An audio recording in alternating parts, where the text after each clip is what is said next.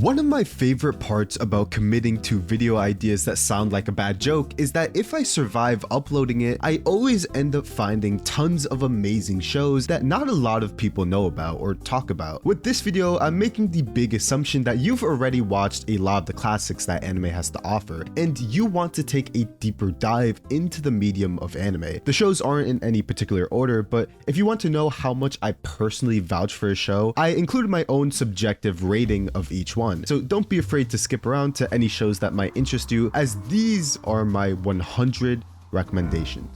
Let me put you on to Death Parade.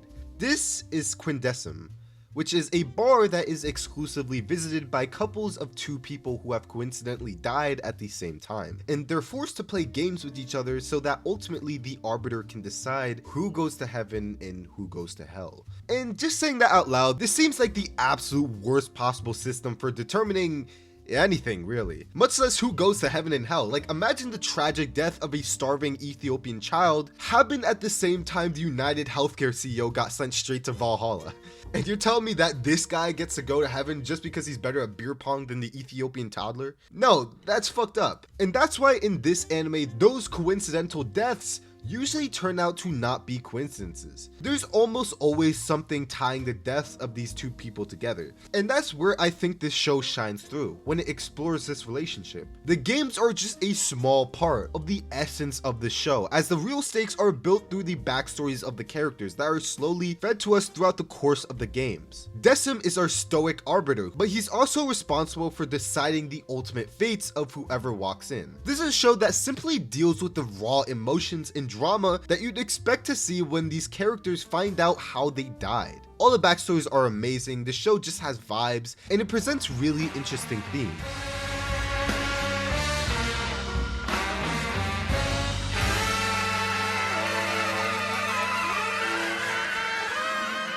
Out of all the anime to ever come out, I've never seen one with more balls than Baccano. But before we talk about Baccano, we have to talk about my favorite movie. Pulp Fiction is probably something you've heard of. I mean, I feel like dick riding this movie is like the rite of passage for film video essays, for good reason. This movie has some of the toughest moments in cinema, like that one scene where Samuel L. Jackson recites a Bible verse and then proceeds to cap this guy in the head. But I think the real reason this movie is truly a generational film is because of its structure. Over the course of the film, we follow the stories of 4 different main characters, and the spectacular thing is that it somehow maintains a consistent narrative while constantly shifting between time periods, physical location, and perspective. And so what strikes me as the craziest part of this anime is that I looked at Pulp Fiction and said, I have crippling ADHD and possibly autism too, but I'm gonna attempt to replicate this anyways. If this anime were checked by a doctor, that doctor would prescribe it Adderall. To put this into perspective, this short single core anime has over 20 main characters. That's more protagonists in this thing than episodes in the show. And right up until the end, the show constantly cuts between 4 completely distinct time periods, which are used to build and give context to the main time period. If you look at Baccano's story from the perspective of someone who's finished it, it's actually a fairly linear and logical progression. And that's why the decision to chop up the story into bits and feed us only the parts they want us to see is such a genius idea. Without ADHD, the show wouldn't build tension as effectively, keep its mysteries as well, or just straight up wouldn't be as interesting. Oh yeah, I should probably describe what this show's about. Okay, so imagine an immortal version of The Sopranos meets slightly more sadistic Patrick Bateman, all while 2 clowns are dancing in the foreground. Yeah, lock in on the show.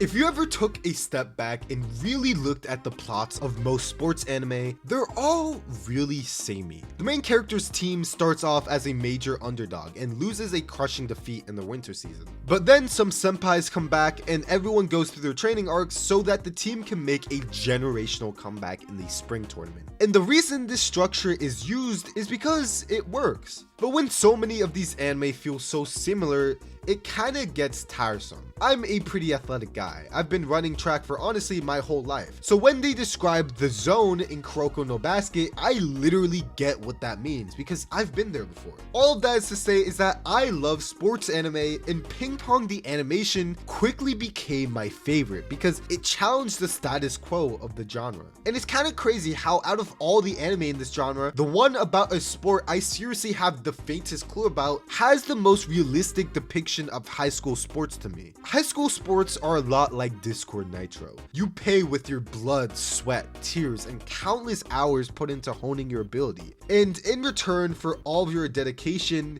you get nothing. Because 200 other kids are putting in the exact same work as you, but they have more natural talent. With D1 being a far-fetched dream, you constantly think of quitting. But quitting also doesn't seem right because you've been playing this sport for most of your life. This is the exact dilemma that Hoshino faces. The story follows him and his childhood friend, Tsukimoto, who is that one kid who's stupidly talented. But he's also disillusioned with ping pong, as the only reason he's stuck with it is because he's good at it. It's only when they play each other do they realize that they both play simply because it makes them feel alive. The show as a whole has great writing and animation, but it also seriously does this genre justice, and I really love it for that.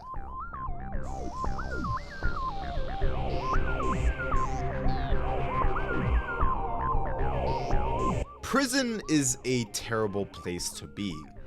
Locked up for years on end while watching your life pass you by, all because you smoked weed once as a 16-year-old. And then you have to put up with your cellmates that consist of 3 genuine supervillains and a Boondocks character. Anyways, Pluto is also in jail. Netflix jail, to be more precise. And this show needs your help. You could help by watching it. It's great. Don't worry. Whatever methods you may use to get there, your secret's safe from me. Pluto is about a society many years in the future where robots have become so human that they've started to get their own rights.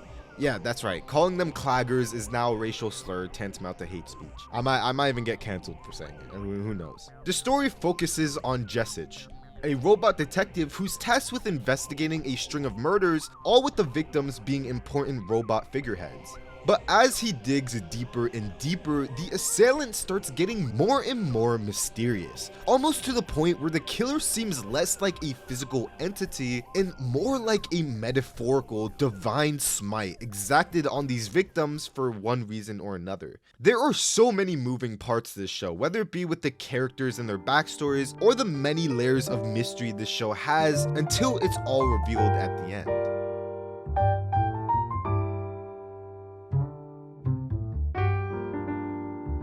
Land of the Lustrous is about immortal androgynous Steven Universe gems that fight against the witches from Madoka Magica. So from my understanding, this show flew under a ton of people's radars, maybe because it was full CGI, but I'm not even gonna hold you. The CGI genuinely enhances the show incredibly. I mean, just look at it, come on. It's made by the same studio that did Beastars, and people genuinely jerk off to that shit. So in my investigation to find out why no one really talks about this anime, I searched up the manga, and I found that this has almost a 9 rating on my anime list, which is basically Fullmetal Alchemist numbers. And the reason I was doing my investigation was because I really liked it, and was sad that nobody seems to really talk about it anymore. So Land of the Lustrous is about Phos, or Phospholite, who is honestly a great protagonist. It's rare for a show's main character to capture my interest just by pure virtue of their specific attributes. But Phos's specific attribute is that she's a fucking dumbass, and boom, I'm hooked. If there's one thing that I'll always defend in media, it's regarded as characters who are sometimes so dumb they're dangerous. But I think characters like that are so insanely interesting because first,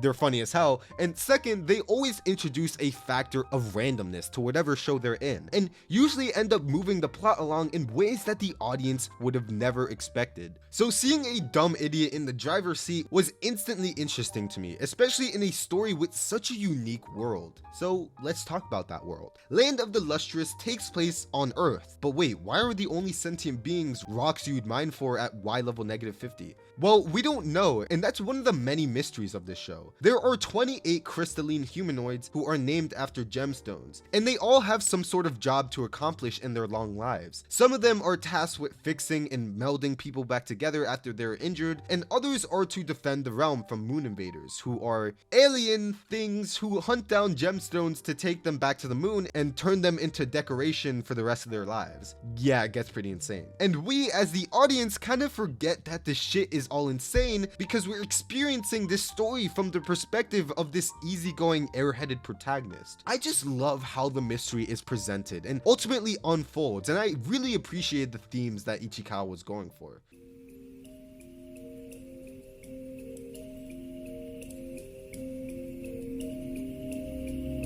If there is one thing that Toradora did well, is setup. You can make anything funny, like stale bread or Amy Schumer, but you can only go so far with a stale or shit comedic foundation. Toradora is about this guy who's into traditionally feminine things that looks like a delinquent, and also Taiga, who has the face of a doll but is the most rabid animal you could possibly imagine. This is some good setup. And the anime really follows through with tons of genuinely funny moments. But then I realized that Taiga over here is practically the poster girl for the tsundere. This word is more than just a word. It's a hex, a curse placed by someone with evil intentions. We're given a good show with an interesting plot, and then somehow through black magic, it becomes shit. And that goes for all the dairy types. There are so many that I've never even heard of on here. But anyways, Taiga isn't just some copy and pasted archetype that we've seen a million times. She's pretty cool, and the romance between the both of them was fun to watch.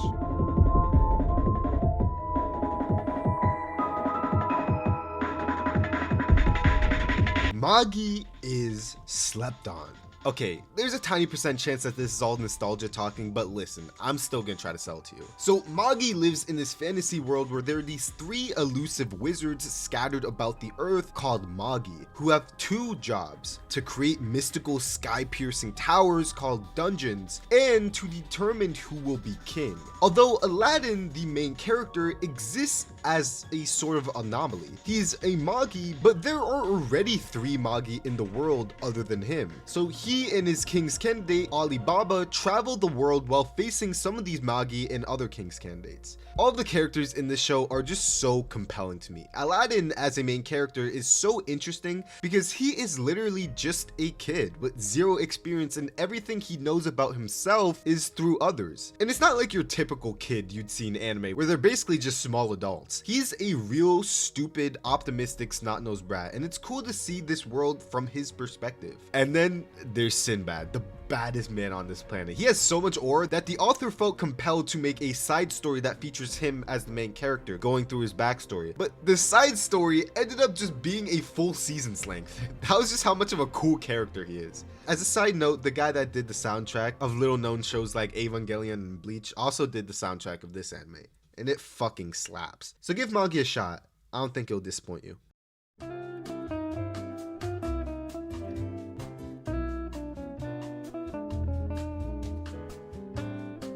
Is it a bird? Is it a plane? No, it's a flying grandpa. Inuyashiki is one of the most wild shows I've ever seen, with lines of dialogue that you probably would only believe it if you've seen it.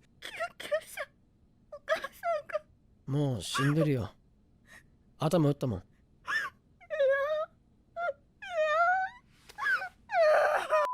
It's really an experience that is definitely not for everyone, but for those that can stomach the sheer gruesomeness of this show, there's definitely some good here. For reference, this phenomenal piece of art was made by the same guy that did Gantz. So Inuyashiki is about a dude that genuinely looks like an 8-year-old, but he's only 58. He leads a very pitiful day to day, with his kids not really caring about him and a stale marriage. And then abruptly, he finds out that he only has 3 months to live because he has cancer. This story is setting up for this character to be one we feel for on an emotional level. Then we cut to Hiro, who we know is in high school and likes One Piece. These are our 2 main characters that the show always cuts between, and it's quite a stark difference between how these 2 are characterized. But regardless, Boom, an alien crash lands, then kills both of them, resulting in the aliens rebuilding their bodies as machines. So our resident grandpa uses his newfound abilities to help anyone he can, even curing people with terminal illnesses and saving victims of all sorts of fucked up shit. But on the other hand, Hiro decides that he wants to kill people for fun. As he says himself, he cares about manga character deaths way more than actual people deaths. Oh, and by the way, if you've ever seen the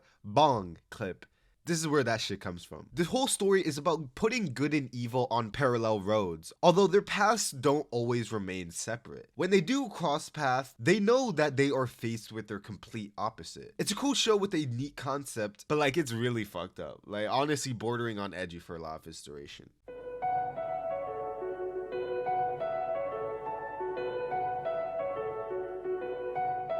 Sailor Moon, Tokyo Mew Mew, and Card Capture Sakura all have two things in common. Number one, they're all magical girl anime. And number two, I have never watched any of them. When I was first getting into anime, the whole magical girl thing seems so fundamentally antithetical to masculinity as a concept that I actively avoided the genre as a whole.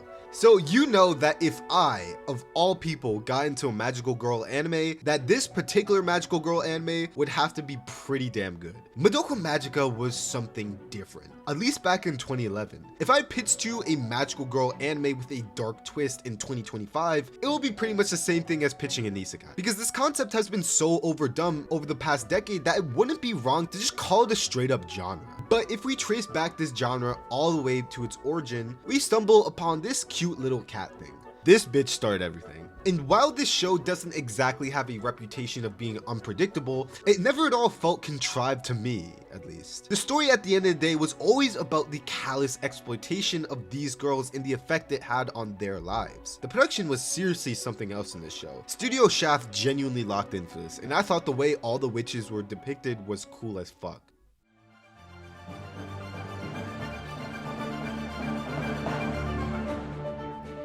This is a film that you will go into, expect one thing, and be caught completely off guard by how such an outwardly generic and overdone cliched movie will have you being moved to tears. This film is something special, something really unique. But then I always get to a point where I have to explain that it's called I Wanna Eat Your Pancreas.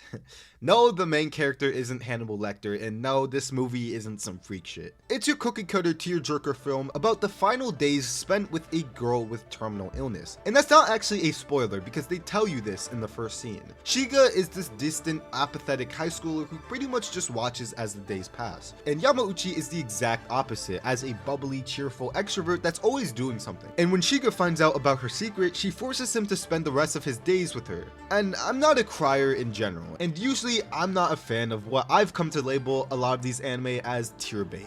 But this movie I felt had a lot more to it. At the end of the day, it's trying to get across to the viewer about how important it is to live every day to your fullest. And I really appreciated that.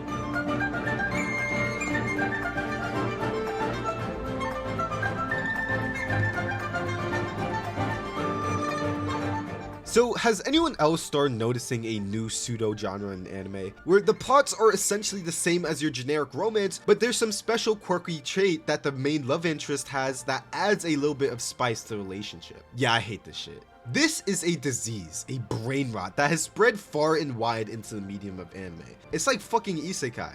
You get bored of one genre? How about instead of reincarnating stale breadcoon into an overpowered fuckboy, we put him in the body of a prostitute, a pig, a sword, a vending machine, a goddamn motherfucking toilet. This is what we call gimmick writing.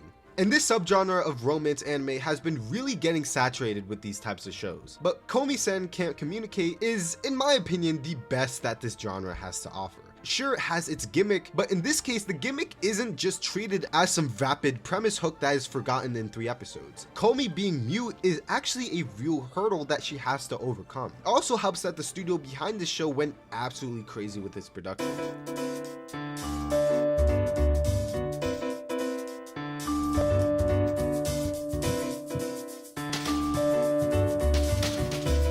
By the time I'm writing this, Orb on the Movements of the Earth hasn't even finished airing, yet I'm still convinced it's a must-watch. this show's about a kid in 15th century Poland who's pretty much indifferent to the times. He just wants to coast through life in an easy profession. Although one man changes the trajectory of his entire life when he introduces him to heliocentrism, which is a theory that postulates that the sun and planets don't orbit around the Earth, but the Earth and the planets orbit around the sun.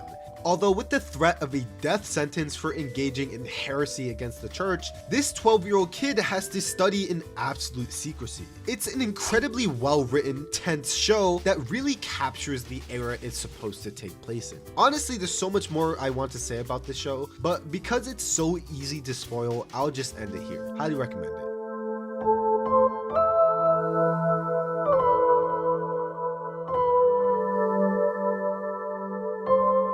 So Nana was something that my girlfriend, at the time at least, forced me to watch with her. And listen, I'm that type of dude when watching a romance drama show to be like, for the sake of your happiness, I will do everything within my power. I promise. Bro, where's the fights, bro? Normally getting me into a shoujo is pretty much an impossible challenge, like showing me a JoJo meme that's funny. But Nana, this shit hits different. Maybe that's because it felt less anime than normal anime romances out there. I don't know how to describe it. It just feels less tropey. It's just a story about real people with real problems. And every character is so likable. It's about these two girls with the same name, Nana, who by a twist of fate move in together. Black Nana, who I'm calling because of her hair, comes to Tokyo to pursue her own independent career in music after separating with her boyfriend, who happens to be in a famous band. And then the other Nana, who's a dumb fuck. That's it. That's her entire character. Eventually, they form their own band, and there's a bunch of drama and love triangles. But I felt engaged the whole way through, and I think that's because I was just sold on all the characters and easily got invested in their problems. I vividly remember watching a ProZD skit that was making fun of romance anime, and all the characters in the video are just portrayed as sentient furniture. Literally. And I was dying for like 5 minutes straight because it was funny as fuck, but also because he seriously captured all my problems with the genre in 40 seconds. I just cannot find it in me to care about any of the characters in romance stuff a lot of the times, because normally they don't feel like real people to me. Although Nana was a nice change of pace. And that soundtrack was something else. Shit's peak.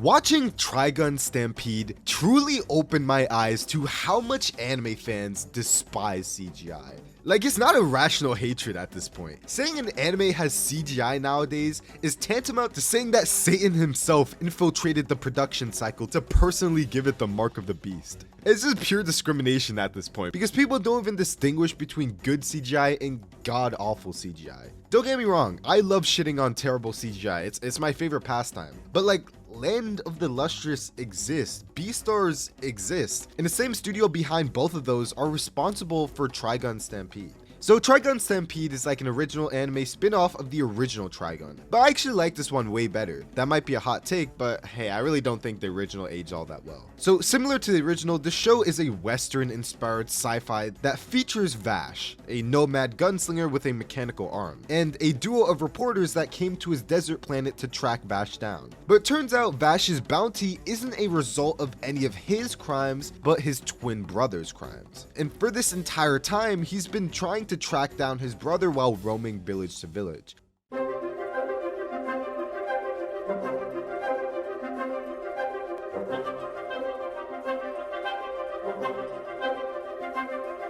I was born into this world with two birthrights.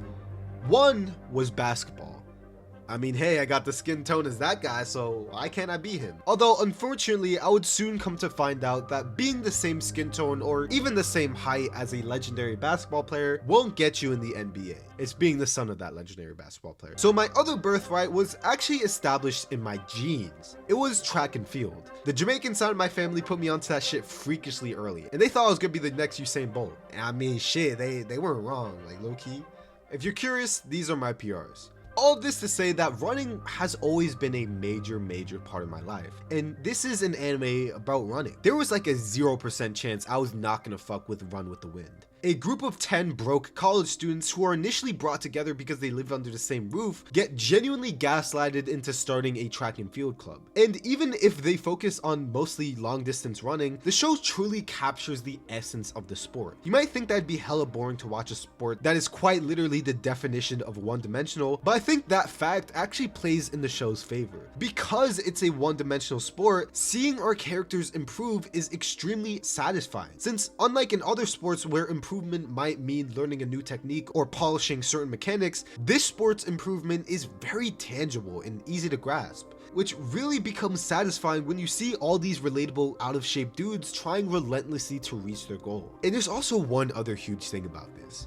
I'm not sure if you caught it when I was describing the plot, but all these dudes are in college. That's right. College. As an anime fan, you kind of forget that this word even exists, and it's honestly really refreshing to remember.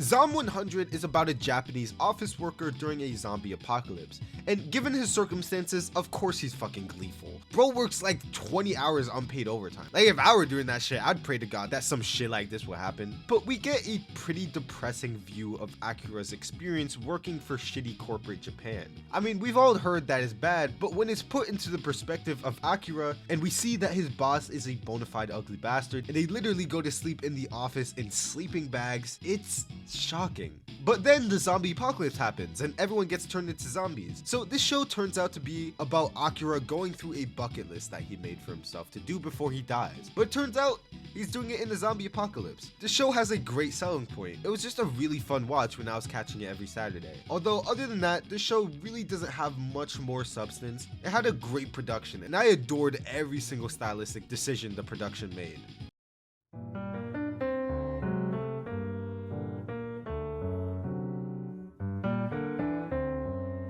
When Call of the Night was coming out, the consensus around it was pretty much that it was just eye candy. And I love eye candy. So I went into it, and I don't think I came back. Call of the Night, more like Call of the Hormones, more like Twilight if it actually happened at Twilight, more like Itadaki Seike. So this anime is about a high schooler who's an insomniac, so he can't sleep. So he straight up just quits school and spends his time roaming the city at night because it's quiet and solitary. He's kind of like a slightly more mentally disabled Sigma male. Then he meets the freak vampire and they just be freaking. Yeah, so this show was eye candy, but it was some pretty good eye candy. Every frame just looks immaculate, and even if the plot itself wasn't the most interesting in the world, I still had fun with the show.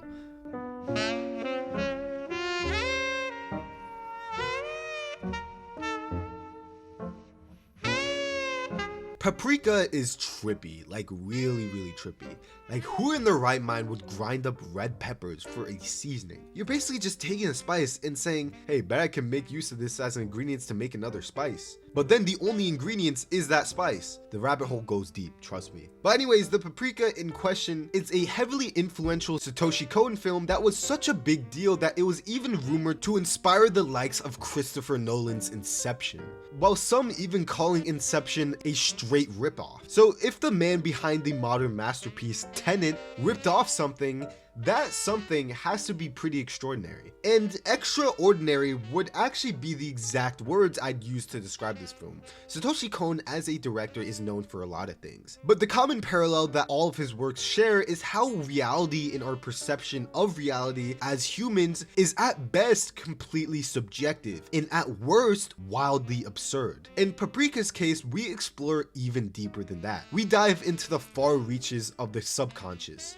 Dreams. To put it plainly, I don't even think it's possible to describe with words the surreal and just completely absurd depiction of dreams in this movie. I think this is where the movie excels for me.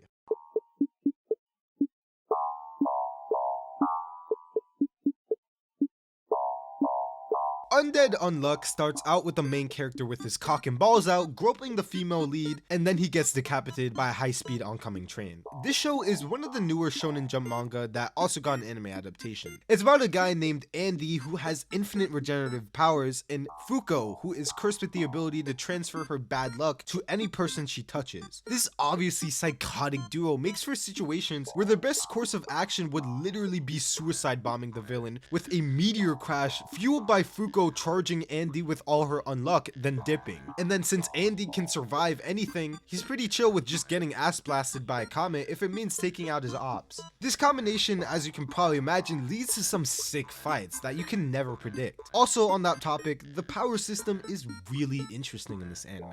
This anime exists in a world where every once in a while a supernatural individual will be birthed called a negator, and their powers are founded upon a specific word that they, well, negate. For example, Unchange is a power that belongs to a person that can suspend an individual or an object's tendency to change. Untruth compels someone to do exactly the opposite of what they're trying to do, and Unstoppable belongs to someone that can't be stopped. It seems complicated, and yeah, I get it. Sometimes it's to the point where I'm watching with absolutely no idea what the fuck just happened, and then 5 minutes later my brain finally makes the connection that the unexceptional negator combined his power with the unemployed negator to bankrupt and therefore defeat Unbroke. But trust me, it becomes intuitive once you get engrossed into the story, and I feel like the anime never really showcased where this power really shines. I've read ahead in the manga to the end of the All Seasons arc for anyone who's read this before, and I could say for sure that this shit keeps getting better and better.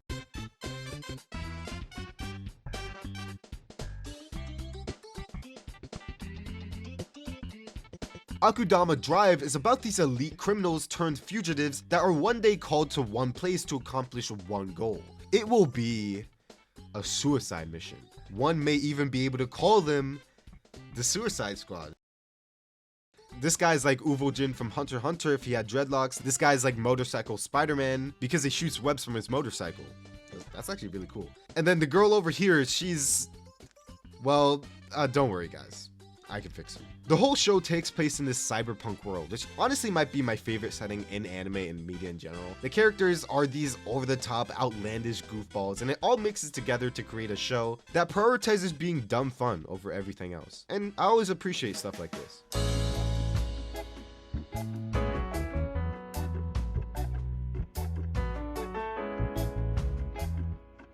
So, ReLife is a fun show with a fun concept. It's about a 27-year-old who's not in education, employment, or training. Sounds familiar? He's granted the opportunity to take a pill to go back to a time before he ever picked up League of Legends. So he swipes that shit and downs it immediately, but it turns out it doesn't actually send him back in time, it just de-ages his body 10 years. And the people who gave him the pill are researchers who want to study how exactly an almost 30-year-old who'd voluntarily down a pill offered by some dude he just met on the streets would adjust to high school now. Which is kind of a wild experiment. Imagine you're at some university granted research department and then you're just like, what if we did a study where we potentially unleash the final form of a Minecraft YouTuber onto unsuspecting high school girls? To be completely honest, that was my first real thought when getting into the show. Did I just become friends with a high school girl? Bro. Like we're gonna start talking and hanging out? Like I can hang with high school girls and no I guess it's grooming time. Genuinely, what else are you supposed to think when watching a scene like this? But it turns out that this dude is actually a pretty chill guy that uses his knowledge as a 20-something-year-old to slice through drama.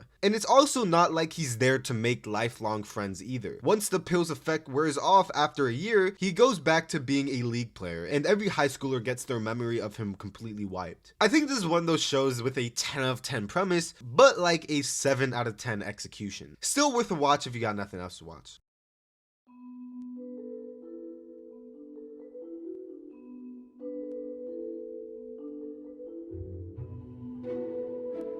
Aria Lost in Space is something that anyone who has played an open world game will understand. Immediately we're introduced to all these high schoolers in the year 2063 who are going on a field trip to another planet. But quickly things go completely in the wrong direction and they all get stranded in space, thousands of light years away from any civilization. And with their limited resources, they travel from planet to planet hoping to find any ways to access civilization. This setup not only leads to a great survival story, but it also leads to some great character writing. It places all these strangers in this extremely perilous situation where they're forced to rely on each other to stay alive. I really enjoyed my time with this one.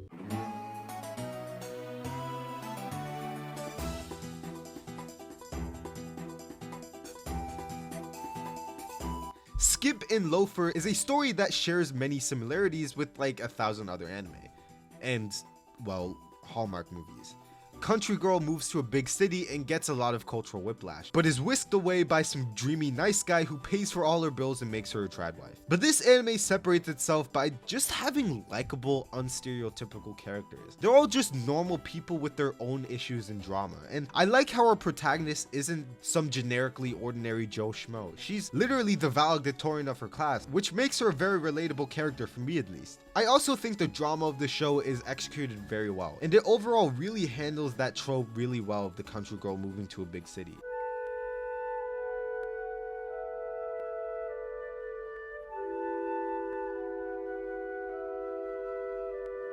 For most of the shows on this list so far, they've explored these wild depictions of futuristic cyberpunk worlds or utopian societies. But Shinsekai Yuri takes a leap back from all of that. The setting is this unsettlingly quaint village where everyone who lives there wields some sort of psychic ability. Children are sent off to basically the equivalent of grade school, where they are educated in hopes that they'll unlock their psychic ability. Saiki realized her powers relatively late compared to the others, and once she did, she immediately graduated basically to the equivalent of high school. Although, it's very strange. Her parents were relieved when she got her powers, almost to the point where it begs the uncanny question of what happens if she didn't awaken her powers. The story follows Saki and her group of friends in high school, and we ultimately followed their journey through unraveling the possibly vile history of the society they're living in. This might be one of my favorite types of stories, where we're dropped into this world with no exposition,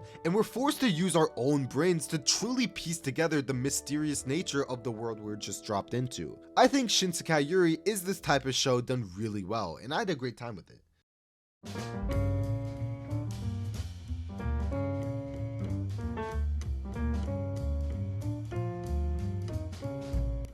Terror in Resonance opens with two boys of mysterious origins committing an act of terror. This anime stands out in more ways than one. I mean, it's an anime about that thing that happened on September 11th, 2001. And the person who directed it is the same guy behind classics such as Cowboy Bebop and Samurai Champloo. In many ways, I actually love the direction of the show, as it follows two people who call themselves the Sphinx, while leaving riddles on the internet to clue people in on their bomb threats. This leads to a wild cat and mouse chase between the Sphinx and the detective trying to catch them. And overall, this anime feels like playing a video game without any cutscenes, which sounds bad, but I actually really enjoyed how this anime felt at the beginning. It felt like it demanded an active viewing and a decent attention to details. But towards the end, the lack of sufficient exposition really bites the show in the ass, but never ruins the show. I was still fully entertained the whole way through.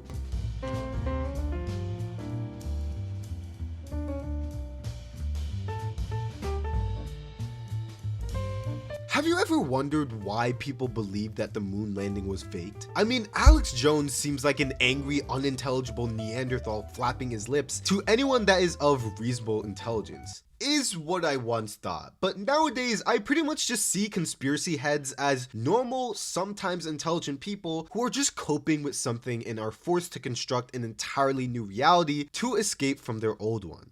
This show, I think, has one of the most potent depictions of loneliness, depression, and mental illness I've ever seen. It's definitely not for everyone, but Sato is a college dropout NEET who basically just chills in his room all day, your textbook hikikomori. And to escape his own loneliness, he constructs this fantasy in his head about the NHK, which is a real-life Japanese broadcasting company, by the way. And he pins all his failings and wrongdoings on this evil organization. Kinda like Okabe from Steins Gate, but like unironic. He deceives himself through this constructed fantasy to distract himself from his own circumstances, when in reality, he's really just a pathetic dude. This anime is really raw. A lot of times it will take on this lighthearted comedic tone, but that's only to distract the viewer to what's really going on.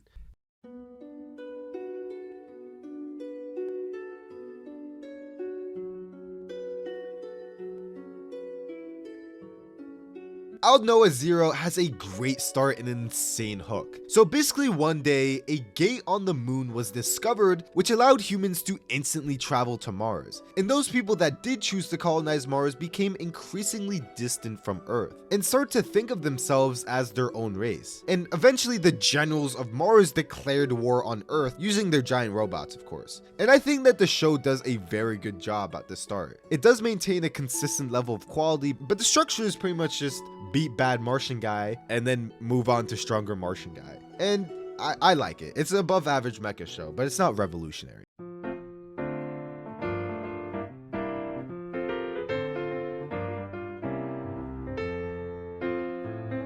I love recreators.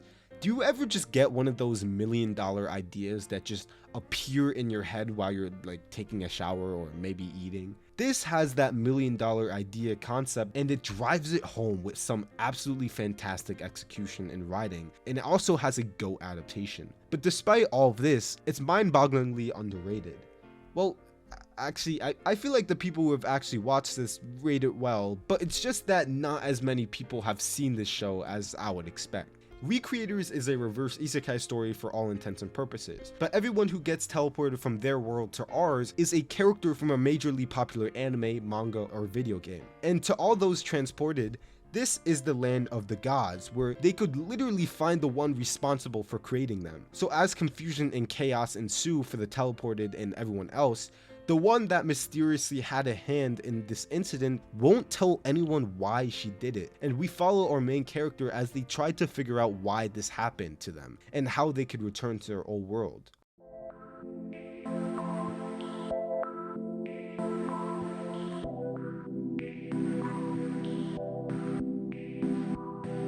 Devilman Crybaby is one of the most unique anime in the history of unique anime.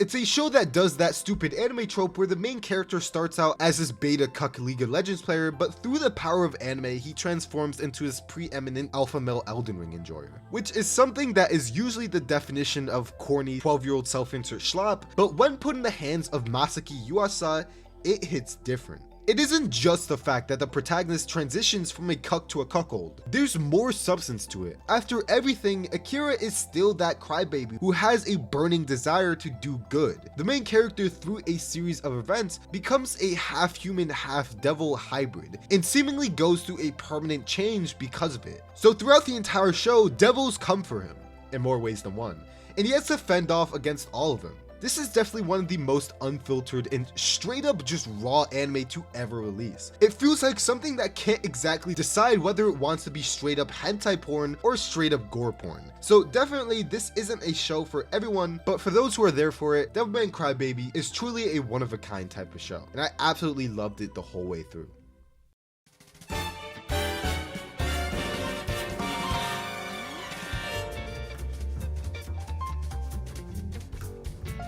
I've always liked jazz. Whether it be this fast-paced musical roller coaster that's just this wild, chaotic jumble of notes, or a more concentrated, slow, mellow jazz piece. For as long as I could remember, I've always appreciated the genre, from Miles Davis to Chet Baker to Whiplash to Blue Giant?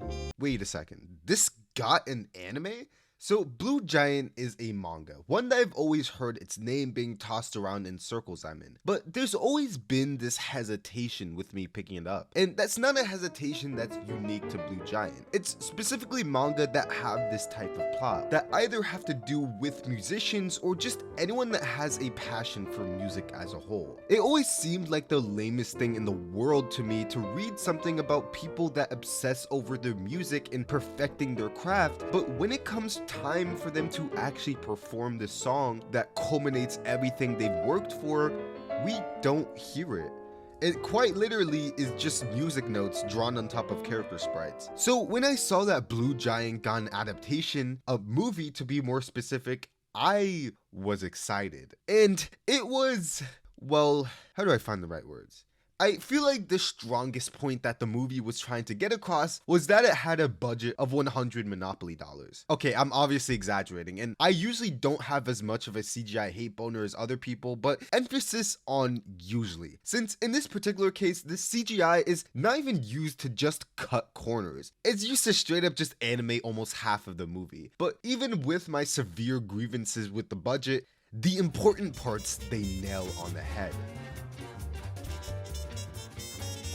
CGI isn't going to detract from a great storyline and some amazing characters that are just an utter joy to follow. I also want to give the studio some props too. This doesn't feel like a production that just wanted to take advantage of an amazing IP and cheaply spin it into an anime for a quick buck. This feels like a passion project coming from a studio that never really had much capital to begin with. One of the things that sold me on the quality of this adaptation was a scene near the beginning of the movie. But first, Blue Giant has a rather simple premise. It's just about these youngsters who all happen to be 18 years old who form a jazz band, and they dream of playing in the most prestigious jazz club in Tokyo. But every band has to start somewhere. Their first recital is not the greatest, and one of the things I appreciate the most in the scene is how the soundtrack takes into account every single mistake and flaw within the band's performance. And speaking of the soundtrack, if you're a fan of jazz, you'll love it. Full stop. The whole production just emanates a love of jazz. The shots all feel deliberate, the wild, exaggerated gestures and aerodynamic style of play makes jazz seem fun, seem alive, which is actually one of the core themes that the show presents, since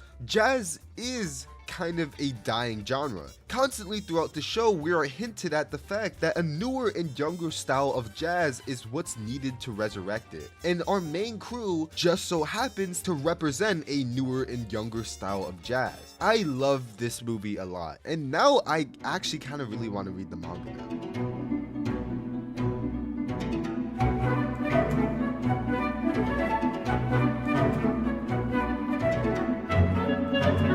Imagine the game you have the most hours on. If the hours don't have 4 digits, then this number is most likely an order of magnitude smaller than the number of hours I put into every single video. Before starting this channel, I've always felt like I was a fairly normal, mentally stable guy, but now it doesn't take a doctor to take one glance at my channel and diagnose me with like 27 different things.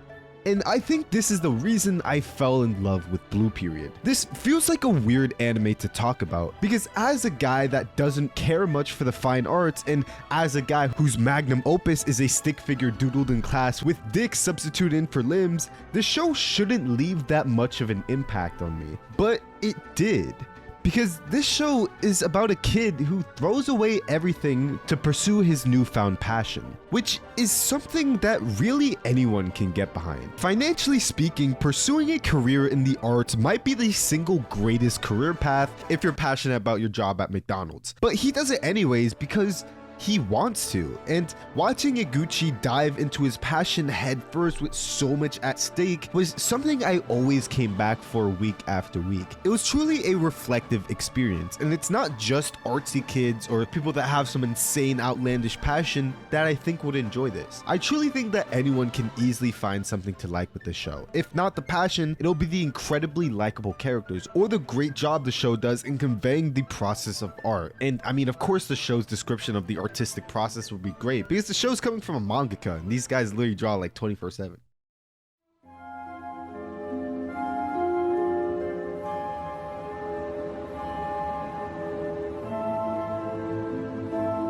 So Monster is about Tenma, who has saved countless lives through his successful career as a surgeon. But this story is about one of those lives he saved that he ultimately regretted.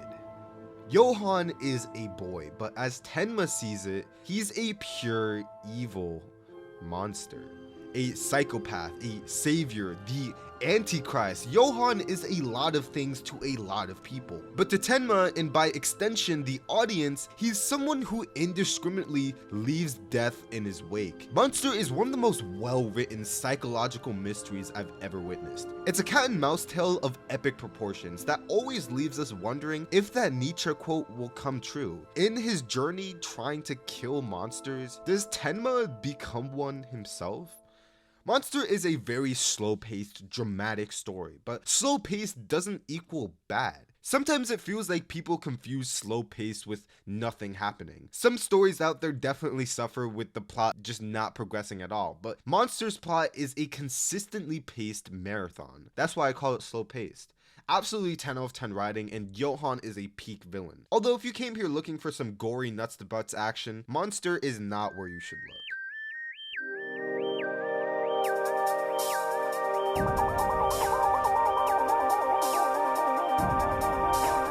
Psycho Pass is a classic, and if you haven't watched it, please do. Y'all have slept on this show for long enough, but hold up, let me sell it to you. This show lives in this insane dystopia where everyone lives under the Sybil system, which is this preposterously complex algorithm that attempts to calculate a civilian's bad intentions and puts it into numerical form. The psychopath is a person's quantified criminality, and if it's over a certain threshold, law enforcement are goaded into killing on sight. Akane is a new police officer who, much like everyone else, has a rigid sense of justice. The philosophy of this world might seem fucked up to us, but everyone in this verse has been indoctrinated into thinking that the Sybil system is absolute, that good and bad are as simple as black and white. But it takes one single mission to go tragically in the wrong direction for Akane to start doubting the authority of the Sybil system. The first time I knew I was watching peak was when the main villain first gets introduced. He is cold. He's like Johan, but like a sci-fi version. The whole reason why he's such a scary villain is that the Sybil system can't read his intentions. He's a complete and utter mystery, even to the psychopaths. And as Akane and every other character face off against this monster, they progressively grow more and more suspicious of the Sybil system. He's a villain whose motives are unclear the entire show, but he drags the entire cast through a wild goose chase where at the end, his motives become understood by all. I did hear that this got a season 2, but I heard it is trash, so I never really bothered with it. First season left me satisfied, to be honest.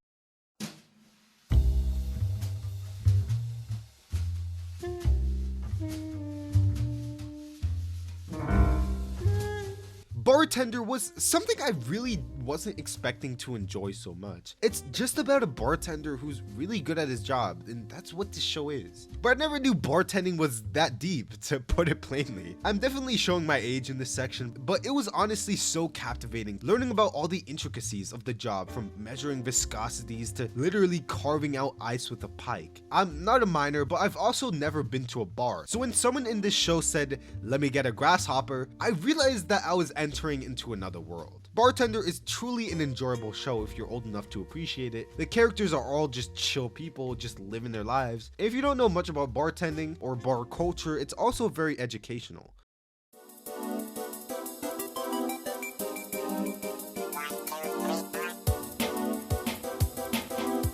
Promare is a Studio Trigger original. And you know what else is a Studio Trigger original? Only like some of my favorite piece of anime ever. Yeah, so I was hyped to get into it. And it was definitely a Studio Trigger original. It felt a lot like Gurren Lagann. The plot would never stay in one place for long. Things would move at an incredible pace, and eventually the show becomes almost unidentifiable to what it originally once was. But Gurren Lagann did this over the course of 24 episodes, and it felt like Promare tried to mirror this same kind of structure in the time frame of, well, a movie. Promare is about a race of humans that come to be because they suddenly started spontaneously combusting. As they begin to be able to control their flames, they basically become the boogeyman to normal humans. Our main character is a firefighter dude who looks and acts oddly similar to certain somebody. The premise, along with triggering my dopamine receptors with the movie's godly art style, got me really hooked into it.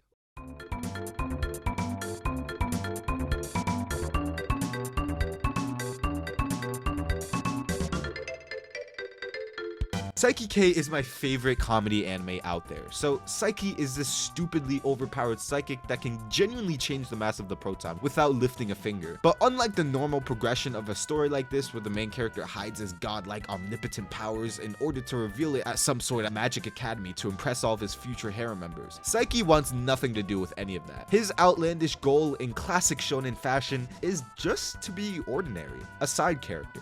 but he finds himself attracting a ton of room temperature IQ NPCs that always end up forcing Saiki's hand. It's just the funniest thing in the world to see how the nature of some characters mixed with the intense refined idiocy from some other characters always end up in a situation where Saiki has to do his job as the protagonist. This show is sheer genius.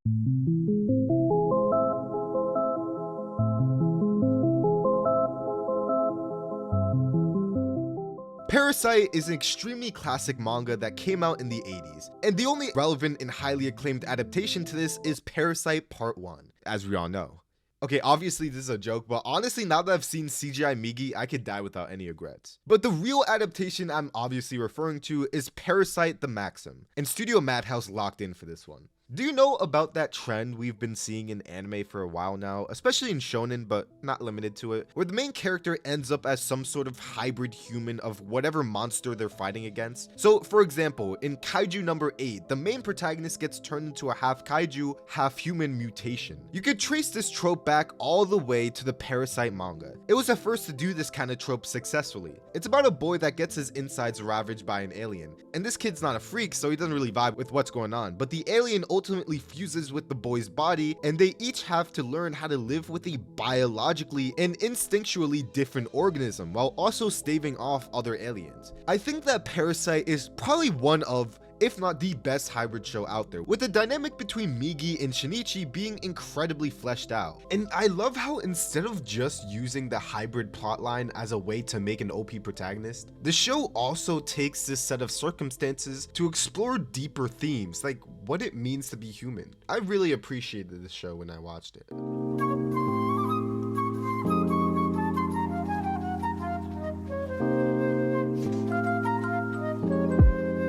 What if Hajime no Ippo had sex with Cowboy Bebop and Samurai Champloo was watching? Well, my friend, what you get is Megalo Box. Megalo Box is a prime example of straight shot underdog media. A poor unregistered immigrant boxer with old and flimsy attachments challenges the real world of boxing, which in this world is called Megalo Boxing. It's essentially the same boxing that the Paul brothers ruined, but the stakes are way higher because the athletes are allowed to wear these metal gears that enhance their blocking and striking abilities. The show is set in this sort of rustic steampunk world where Megalo Boxing is everything to these characters. They've been all in on the sport for their whole lives. It's kind of comparable when you hear about NBA and American football players' past lives, where a lot of them grew up in places with little opportunity, but they were able to claw their way out of their circumstances by committing their body and soul to basketball, or football, or boxing. You seriously can't help but root for the guy after seeing what he came from and seeing his journey. The action is also sick,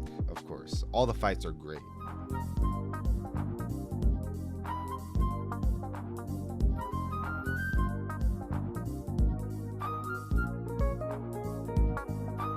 Usually when an isekai tries to be meta or funny, they absolutely shit the bed.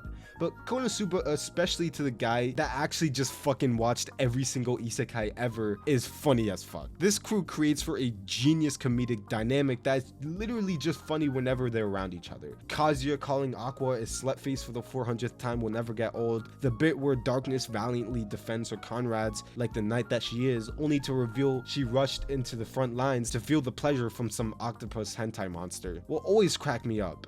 And then Megumin's daily urge to just rub one explosive magic out for the day is just priceless. I actually need to watch a newer season right now. I was actually waiting for all the episodes to come out, but now I have no excuse. You know what I'll be doing after this video goes live.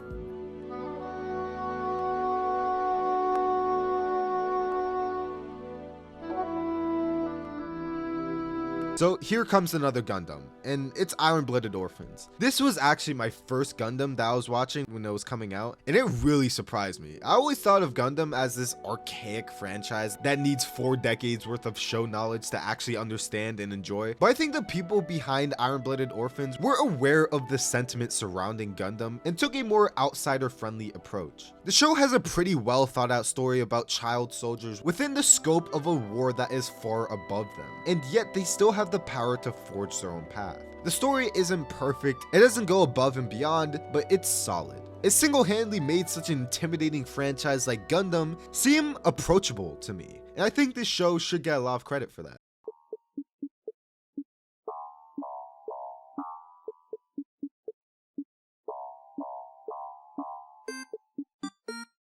This show is simply about a girl with a passion for animation. Think Bakuman, but instead of drawing manga, they're really into anime. And while we're on track of comparing this to Bakuman, compared to its very pragmatic approach to conveying Akito and Moritaka's journey through learning manga, this anime has a very frantic, wacky, creative energy that is just distilled through every frame. The characters explore and learn about animation through literally exploring their animations. Concept art is more about the setup for the anime and the world in general. So Midori improves upon her concept art by immersing herself in her own fictional world and examining every detail. This is clearly a passion project for animation as a medium, and as I later found out, the director of this show might be one of the most fit men to handle a show like this, Masaki Yuasa.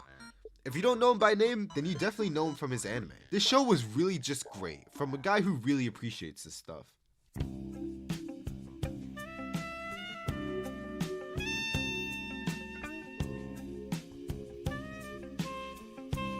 When was the first time you saw something and you couldn't physically find any adjective to describe it other than just cool? Hellsing Ultimate was that show for me. It's a thrilling show, but I hope you're not a virgin watching this because it's got vampires, ghouls, and ghosts. And probably the most scary thing out of all of them, British people. Hellsing is an organization directly under the British government to eradicate any satanic threats against their holy empire. And Hellsing fights fire with vampires of their own who activated friendly fire, like Alucard. I don't even have much to say about Alucard. He has a sick design, a sick way of fighting, and just every scene he's in, I love him. And then one day Alucard is out vampire hunting and he finds him. Just one problem though, he has a hostage. And remember when I said with absolutely no context, I hope you're not a virgin watching this? I'm asking if you're a virgin. But, You bastard! Answer me! yes, I am! He turns this poor police girl into a vampire, which basically forces her into the Hellsing organization. There's so much to love in this show. They actually made vampires cool for once. We got the Gendo Akari, head of the organization, and we got lore accurate priests. Everything just clicks with me with Hellsing.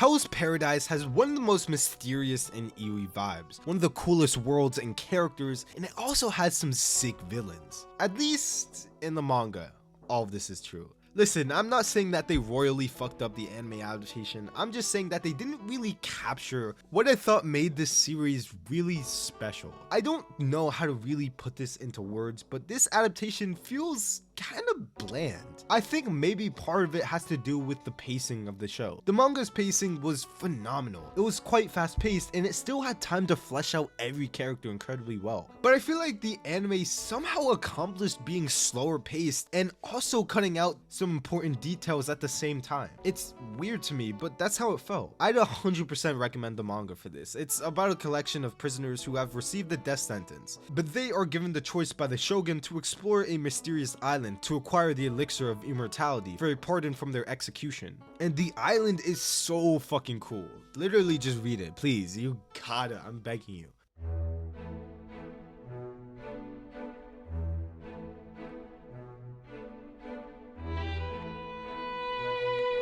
Witch from Mercury is a relatively recent one, and it's a mecha show, obviously, but it never really feels like mecha is its entire identity.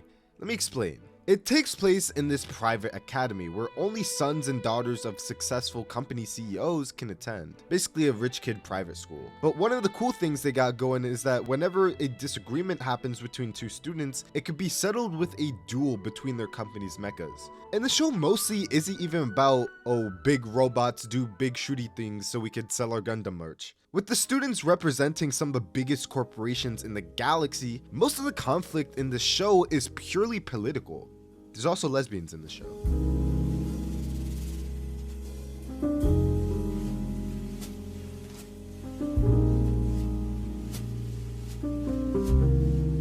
It really seems weird that American football was relevant enough in Japan for someone to make a whole ass show about it. But it is relevant in Japan, to my surprise. And the show is fire. It's about this scrawny little high schooler that my initial impression was that he was gonna be annoying as hell the whole series, but he actually becomes a more interesting character later on. He's so used to be taken advantage of in running other people's chores for them that he naturally becomes an incredibly fast runner. And when the American football team recruiters found out about his swiftness, first of all, they recruited him as a running back immediately, but they also found his ability so groundbreaking that whenever they have games, they make him cover up his face so that other recruiters wouldn't steal him away to other teams. And eventually this masked running back became known as the Aisho 21. And that's not even a joke, that's true. Overall, the plot is nothing special to sports anime subgenre.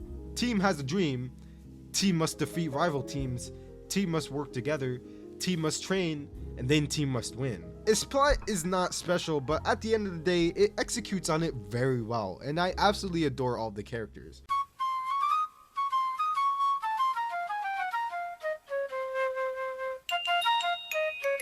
Heavenly Delusions was a show that was coming out right under my nose. It was only last year during spring, and for 12 long weeks while existing in the anime community, I did not hear so much as an utterance of this show. Only until after it started airing, I think, did people really start to notice its quality. I think it might be because the show is simply just best enjoyed as a binge, because it focuses on two completely separate perspectives throughout its runtime. In one of them, we see a duo of a guy and girl team up in this post-apocalyptic world filled with man-eating monsters in order to find a place that they call heaven. You might say that they have a heavenly delusion, if you know what I mean.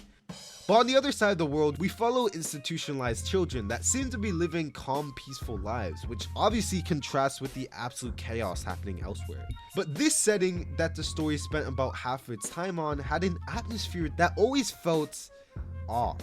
The only way I could describe it is that it seemed a lot like Promised Neverland. Of course, I won't spoil anything, but I love the vibe of this place. And then elsewhere in the other setting is where this show truly separates itself with a great duo with amazing chemistry and likable personalities. And then we also get some meaningful world building, which then in turn makes us look back at events that have happened in the other setting and makes us ask questions and think more. I think this show is incredibly well planned out with a great concept and executes greatly on it.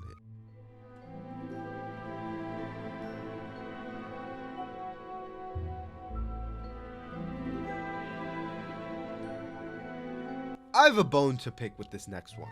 So I'm reading a book. It's called No Longer Human, which if you're cultured, you probably recognize it because it's the second best-selling piece of literature in the history of Japan. So I mention the book and talk about the tragic and admittedly depressing story of the author's life, Osamu Dazai. And then once I utter that name out loud, everyone's just like, oh shit, Dazai from Bungo Stray Dogs, right? Bungo Stray Dogs reference, right? Wait, when did he start talking about Bungo Stray Dogs? Or actually, I guess now it'd be fucking No Longer Allowed in Another World, which is where Osamu Dazai gets fucking isekai'd.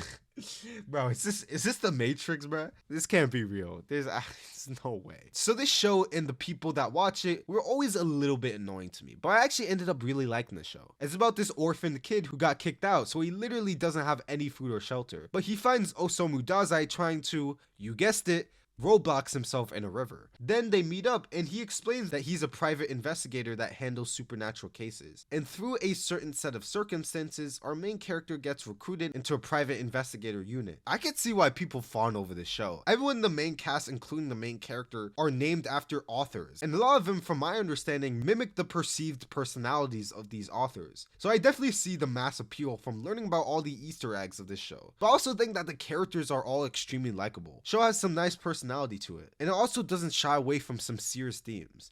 I'll admit it, I've been converted. I now get this show.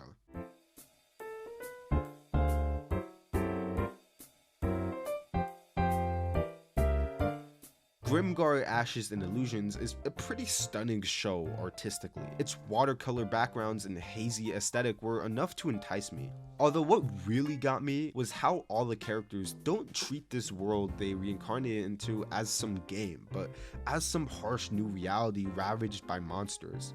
Our main characters are not OP at all. Out of all of these reincarnated folk, a single goblin had them under dire straits. The show starts as a ton of people randomly wake up on some sort of stone monument, all retaining none of their memories from their past life. No guidance is offered, so they have to find out ways to survive, and they all agree to become adventurers. This show is special because it considers things that other isekai typically just gloss over. It's the most realistic isekai out there, and it's definitely more of a drama than a power fantasy. So if a power fantasy is what you're looking for, I'd obviously give this one a skip.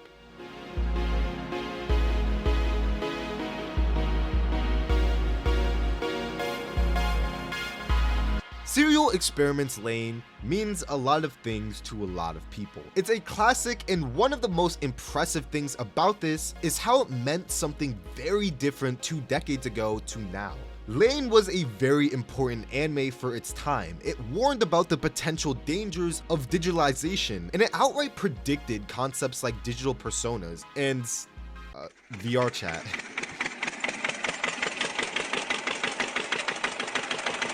But now, in a society practically engulfed by the very thing this show was trying to warn us about, everything is recontextualized. It's like the show got a new wrapping. Generative AI, self-driving cars. Oh, what was that? Kai Sena had a Tesla robot on stream and it threw up gang signs? Alright, cool. And I'm sure some other wild shit will happen while I'm editing this video. Humanity is quickly getting closer and closer to fully letting go of the steering wheel, literally and figuratively, to completely relying on technology on a daily basis. It's frightening, and Serial Experiments Lane is like an outlet for that fear. It's this visceral, convoluted entanglement of different characters with motives we don't understand, even down to the main character, but we don't have to understand it because we know that this is wrong, that something is off. The characters feel less and less human as the show goes on. Lane becomes swept up in their online persona, and suddenly reality becomes subjective and other people become nothing more than NPCs. Overall, this show is a classic that aged like fine wine, and the opening is still top 5.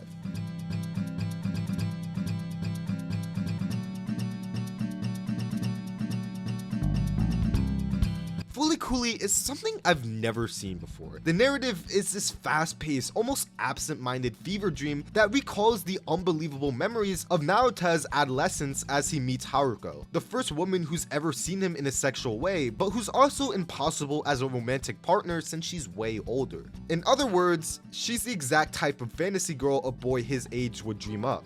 Someone who's too good to be true. Someone who might as well be an alien. Well, actually, she is an alien. I guess that was kind of on the nose. But Fooly Cooly is an easily misunderstood piece of fiction because it's an extremely indecisive show in many ways. Like, it can't decide whether it wants to be a manga or an anime, or if it wants to be South Park or not, or if it's really living up to your interpretation of the show. You might walk out of the first few episodes with your own feelings on what the show is really about, but then you see a scene like this. Who are you really? I'm an illusion of your youth, a manifestation of the feelings in your adolescent heart. Where'd you get that line from? Anime? And it feels like the show is just looking at you and just saying, you're fucking stupid. But what I think this scene is really trying to communicate to us is that there is no one true interpretation of Fooly Cooly. It's whatever you make of it. Definitely not a show for everyone, but one thing that is for sure is that this show is kryptonite for video essayists. Oh yeah, also this anime has like one of the greatest anime soundtracks of all time. I'm not even joking, and I'm not even the biggest fan of alternative rock, but I have to admit, it slaps.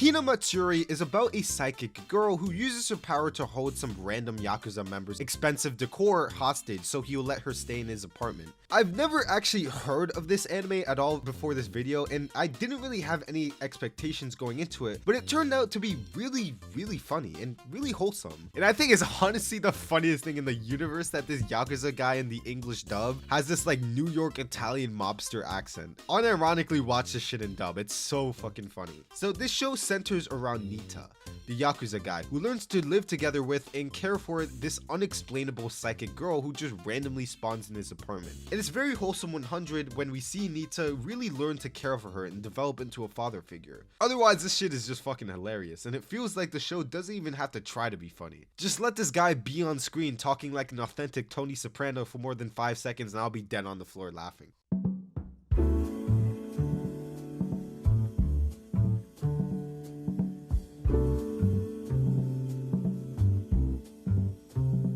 Ergo Proxy doesn't hold your hand. It explains to you how to do the quadratic formula and then expects you to know multivariable calculus. At least, that's how it seems on the outside. Yes, Ergo Proxy is not like Demon Slayer. You can't expect to turn your brain off and understand what's going on. But it also isn't Serial Experiments Lane, where it's practically just impossible to tell what's going on at any given moment. This show requires an active viewing to understand it, and even then, you may only comprehend 60% of what's going on. This show has a great story. It lives in this post-apocalyptic world where the outside world is largely uninhabitable, and humanity only thrives within these mechanical enclaves, and each civilian is assisted with personal robots called RO Revs. Although a virus started spreading among the RO Revs that gives them consciousness. And our main character, Riel, is investigating these infected RO Revs. I think this show really shines with its characters, as Vincent, Ryan, and Riel all go on their journeys of self-discovery. I'm not gonna lie, it's actually very unlikely that I finished Ergo Proxy by the time this video comes out, but that's mainly because I'm saving it for a rainy day. Nothing's better than having a good show saved for whenever you want to finish it.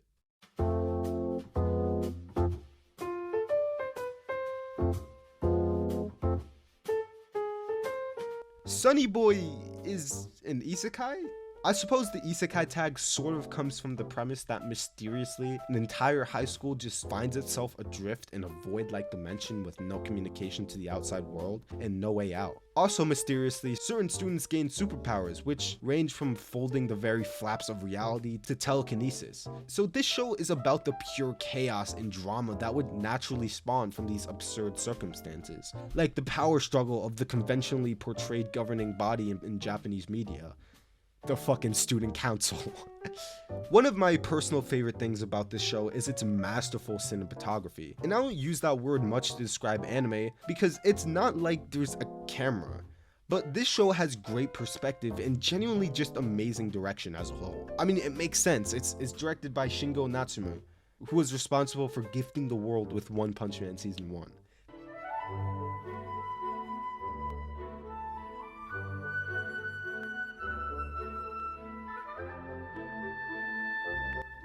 Howl's Moving Castle is Ghibli doing Ghibli things. To be perfectly honest, I never watched this at a young age, but even still, Studio Ghibli just has a way of inspiring a childlike wonder regardless of the viewer's age. Everything down to the world, the animation, the soundtrack, all had me enchanted the whole way through.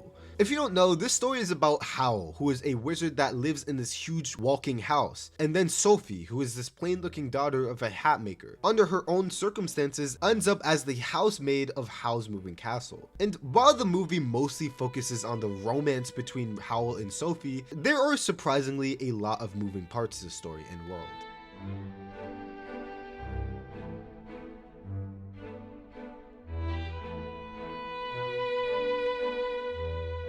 Assassination Classroom has a batshit insane premise and executes on it really well. It's about this classroom of students that are tasked with assassinating their teacher by the Japanese government, which is crazy to me because no one would have to tell me to assassinate my junior year English teacher. But it ultimately ends up looking like this grotesque yellow creature who looks like a runway model compared to my English teacher, but to everyone else they're understandably pretty scared. Like, if the government itself can't handle this menace, that poses a ton of unanswered questions, like what type of monstrosity even is he, or why does this thing even want to teach us, or is this a hentai? These all plague the minds of these kids, but they soon learn that this thing actually wants to be a good teacher, and eventually sentiments change within the classroom.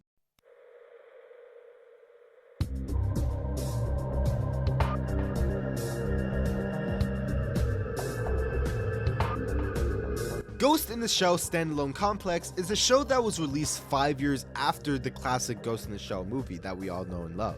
But I'm not sure if this is a hot take, but I actually enjoyed this series more than I did the movie. So if you're perceptive, you might have noticed from the title that this show is actually an episodic show. Each episode tells its own standalone story that always ends up contributing in some complex manner to the world building, character relations, or the philosophy of the show. And historically, I've always kind of dogged on episodic stuff with the exceptions of comedies. But this one kind of had me in the same mindset as Cowboy Bebop. The show is largely composed of isolated episodic stories, but no one who likes Cowboy Bebop would unironically tell you to skip episodes and only watch the parts that deal with the overarching story, since the time spent with the crew is really what makes those serious overarching story beats so impactful. The same could be said about Standalone Complex. There's a whole list of episodes featuring the main plot that you could find online, and there was even a movie release that cut out everything except the plot episodes. Yet I still feel like the best way to consume it is through just watching the show. So much character development and world building is lost through cutting out these episodes.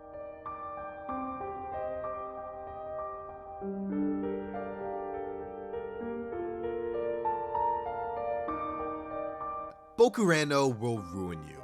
It's about these 15 kids who are all one day swept up in this game, in air quotes, because this game has them pilot a mech to save Earth from destruction. Although this anime is not your ordinary mecha. Most of the real conflicts comes from within the backstories of whoever is picked to be pilot. As everyone's past is revealed, we start to learn the true reasons for what everyone is actually fighting for. Since sometimes a struggle to save the world takes a side stage to a struggle within oneself. The backstories are all incredibly well told, but some of them can be hard to watch, honestly. So I probably wouldn't recommend this to everyone, but Bokurano has a good story to tell for those who are there for it.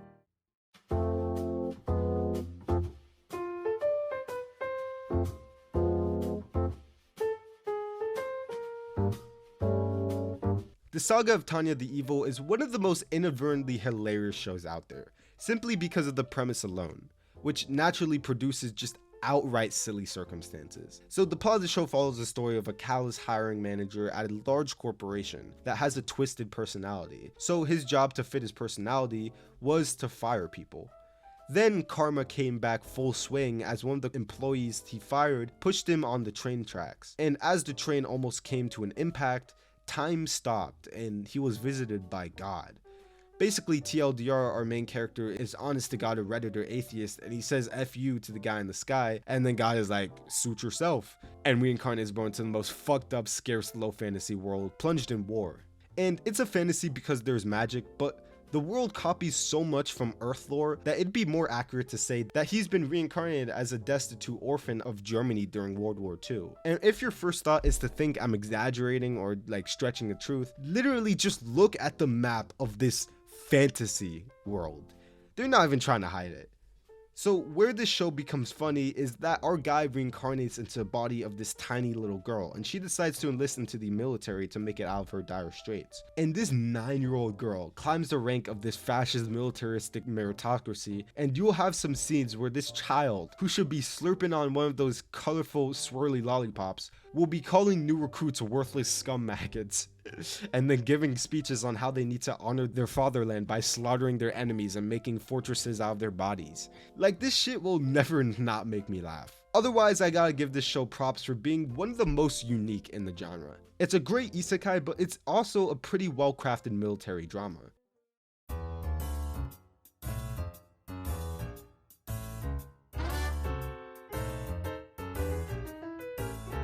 Drifters is insane. A number of historical Japanese people from the Edo period were reincarnated into a fantasy world. And I cannot lie, I've heard of like 0 of these historical figures.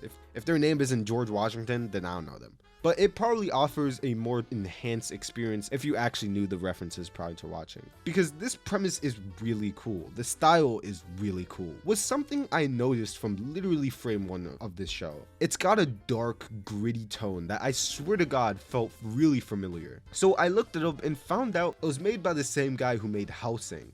So now I'm hooked. Honestly, I could describe more of the plot and yap and fap about it, but honestly, if you like what you're seeing on screen right now, just give it a watch.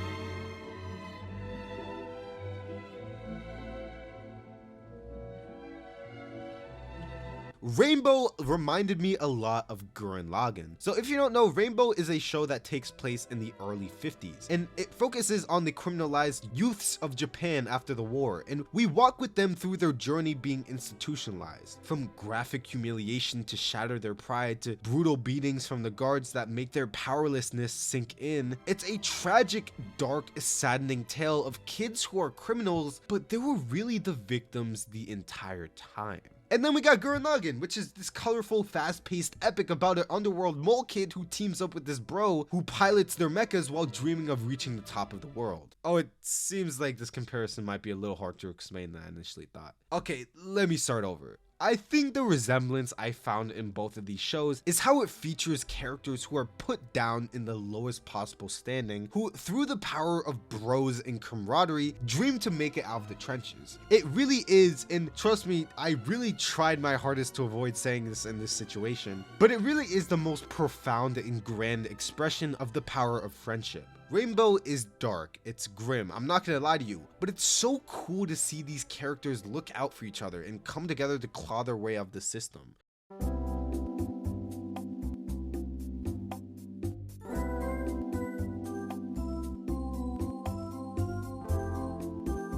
The trademark of that time I got reincarnated as a slime is that the show is only sort of a power fantasy. And I say that because the main sense of progression comes from Rimuru building up his country and making sure his civilians are safe. The problem with a lot of bad isekai is that when your main character is an omniscient god by episode 3, how will there be any real conflict going forward? And Slime Sekai answers that with the simple fact that being overpowered doesn't mean you're instantly a good political leader. Season 2 has a ton of just talking. Sure, there are a ton of covert CIA Diablos assassinations, but a lot of the season has just been spent with Rimuru trying to form relations with other countries and maintaining his safe position. Personally, I'm loving it.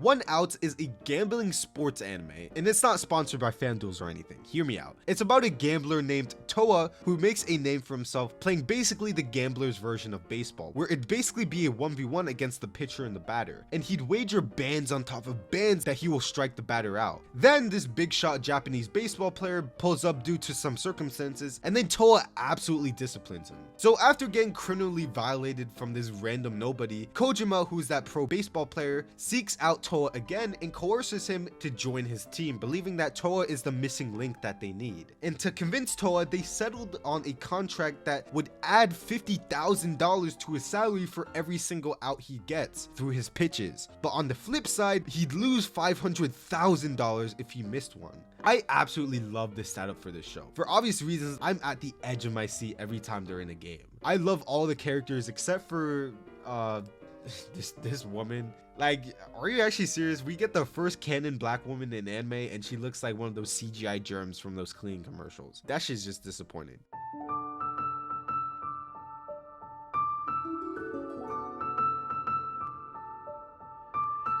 You might initially mistake Yona of the Dawn as your run-of-the-mill shoujo reverse harem, my worst enemy, but this was actually a very pleasant surprise. The show follows Yona, who basically has it all: youth, beauty, and an entire kingdom all to her name. Although everything changes following an act of treason that basically leads to Yona's whole world crashing down as she's suddenly left to fend for herself with only a singular bodyguard at her side. Yona of the Dawn was a surprisingly well-written story of vengeance and betrayal with absolutely amazing characters. She's probably one of my favorite female leads in anime, and of course that's not saying that much when you look at the competition, but I think this show deserves all the praise it gets.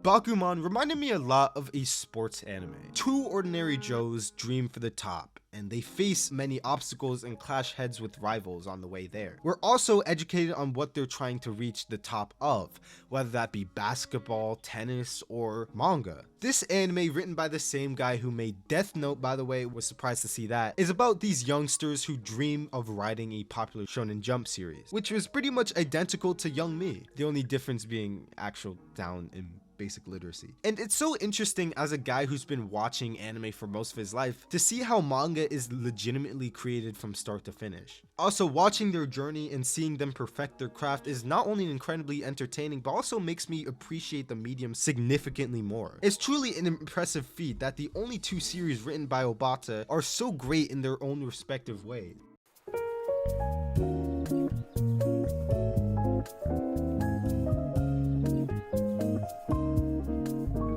So Eden of the East really surprised me because the main character is just some dude who has amnesia. And I usually hate when shows or movies do this kind of thing, since they're basically reducing their entire character to be a blank slate with absolutely no personality. But then...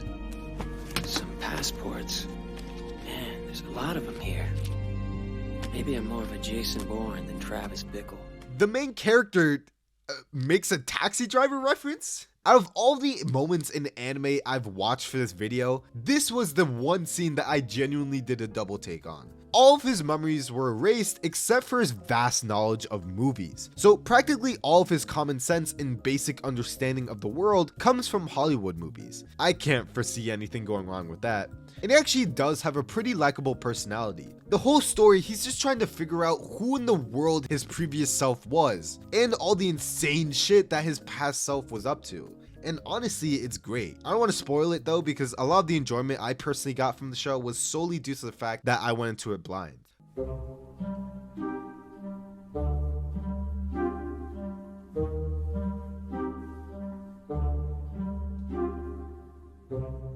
If you've ever seen cringy weebs praying to Haruhi Suzumiya, it's because she's literally God in this universe. She's a narcissistic, arrogant high school girl, but it also happens that everything tends to bend to her will unknowingly. Our main protagonist is definitely a winner too, at least to me. I like the dude. He's always down to earth and chill with it. The other characters are cool too. It's just that once we realize what Haruhi's power is and that whole facet is explored, there's not much to the show. The comedy only maybe got me around 50% of the times, and otherwise the show was really just a slice of life with a funky twist to it. I completely understand why people fawn over the show though.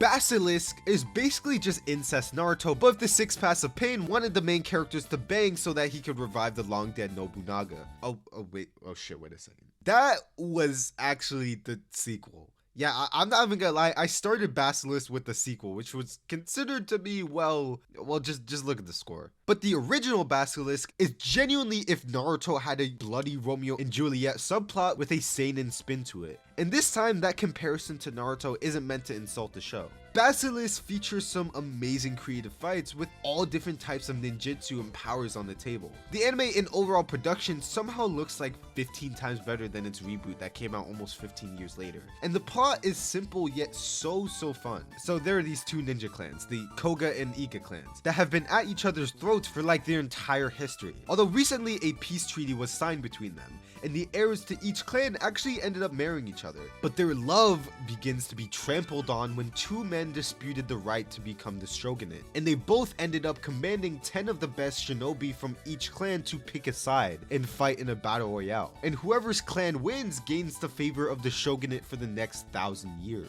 So the plot put these two heirs in a very difficult position where they have to choose between their love and their loyalty to their clan. Every episode we see something go down, whether it be some intense action or some freaky shit, or just some hella frequent deaths. And it's not like the cartoonishly silly predictable shit they pull in like Akame ga Kill or some shit. The deaths actively made me more on edge for what might happen in the next episode.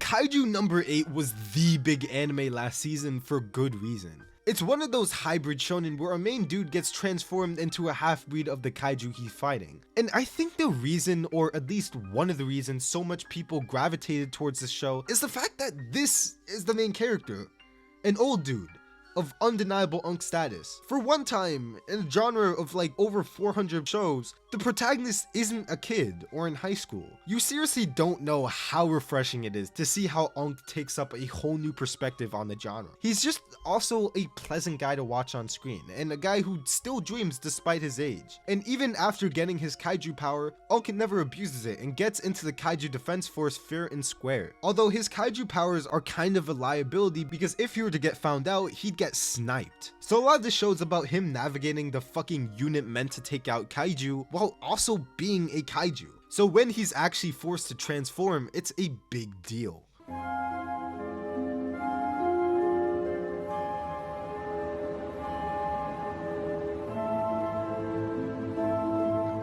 Hey everyone, it's me. I have a confession to make.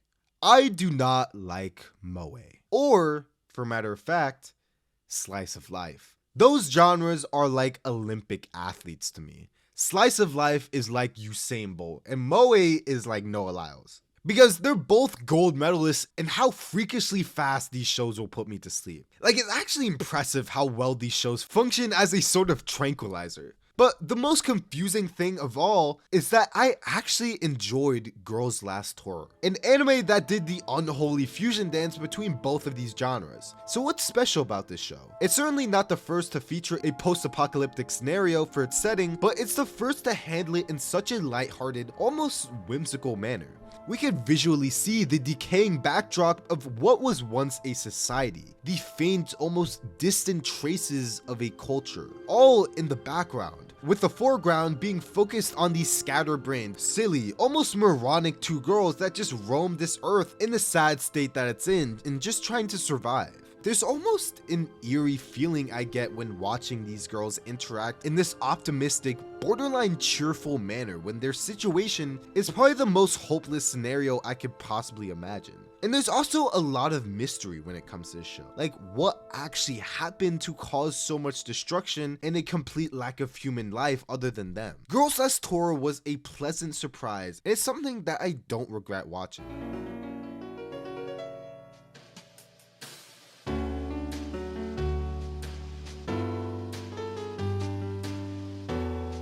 Gangsta is if Batman was a mute katana-wielding badass who gangbusts in Gotham City. Okay, that description is a little bit deceptive, but some parts of it are true. Like, the city of Ergostalem is basically just Gotham City, although the mute katana-wielding badass isn't actually the main character. It's this guy who likes dark-skinned women. But this show is about Warwick and Nicholas, who are tags, which are basically mercenaries who take on jobs that no one else could handle. I really love the opening episodes of Gangsta, how the city is developed. It feels alive and infinitely vast, and the characters, especially the main two, I thought were great.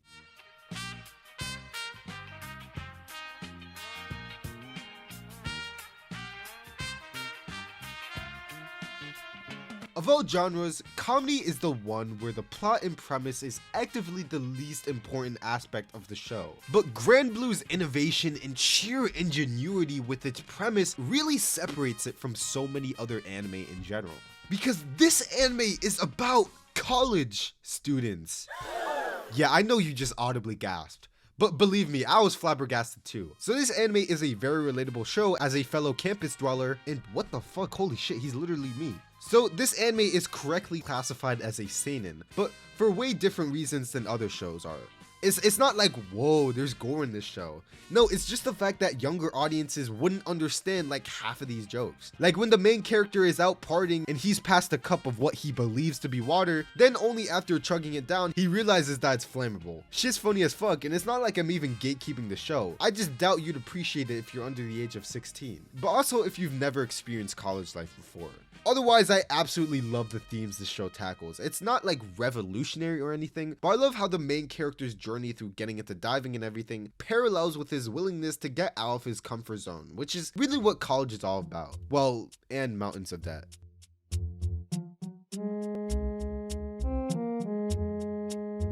Millennium Actress is probably one of the tamest Satoshi Kon films out there. All of his other works usually stake themselves in some sort of disturbing premise while mind-fucking us with its obtuse portrayal of reality. On the surface, Millennium Actress is a comparably straightforward romance about one of the most popular actresses of her time, recounting her experience in the industry and her first love. And the movie seamlessly moves from setting to setting because her memories take the shape of every single movie role she's ever had, which can get a little mind-bending at times, jumping between different eras and genres. But this film manages to pull off telling a seriously good love story while dealing with its very unconventional structure. I really enjoyed my time with this film.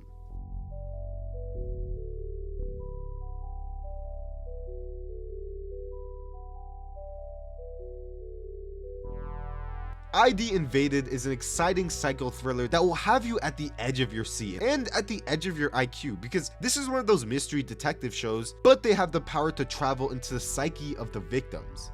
Sounds easy, right? All they have to do is find the victim, tap into their mind, and find out what actually happened.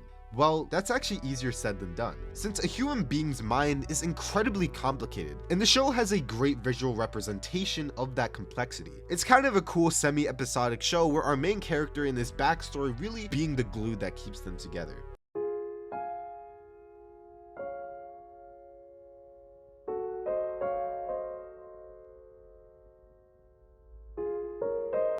As someone who's never understood and would actively avoid the entire slice of life genre, March Comes In Like a Lion was like a raid boss to me, but ended up being a pretty enjoyable watch, mostly because of Shaft's absolutely godly art in this show. I don't even know how to exactly describe it, but the art style is so unique and the backgrounds are always so cool to look at. The only qualm I have with the production is how they draw the mouths. Like, I genuinely thought that this shit was a mustache, and you're telling me he eats with that shit? So March Comes In Like a Lion is about a professional shogi player prodigy who has a tragic backstory, which is really not all that different from any other seinen show, although I really enjoyed how they explored his past. And don't worry if you don't know anything about shogi, because what this show is really about, in my opinion, is trying to find yourself in the present while also simultaneously coming to terms with your past. So there's this, combined with the really fun and silly characters that make for an anime that I'd absolutely recommend if you're into slice of life, but also if you want to vibe to a show.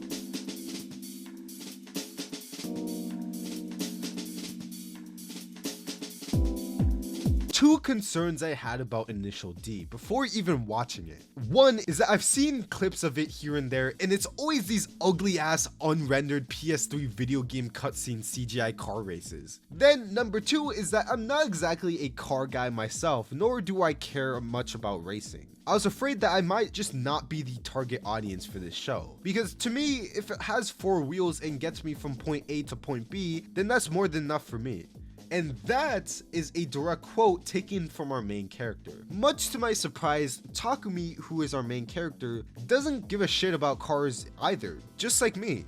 So we're given a proper introduction into speed racing from a guy who doesn't really care for any of it initially. Initial D is just so damn fun to watch. It has one of the most iconic soundtracks in anime. The races are hype as fuck, and shockingly the CG never ruined it for me. It's something that you kinda just get used to as you watch more and more of it. But I can definitely understand the complaints about it.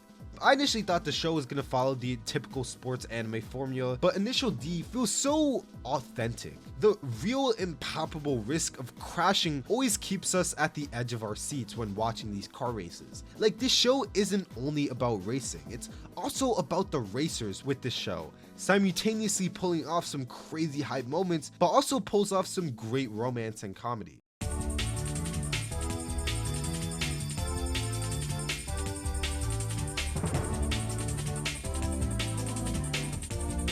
Space Dandy is a show that by all means should not work for me.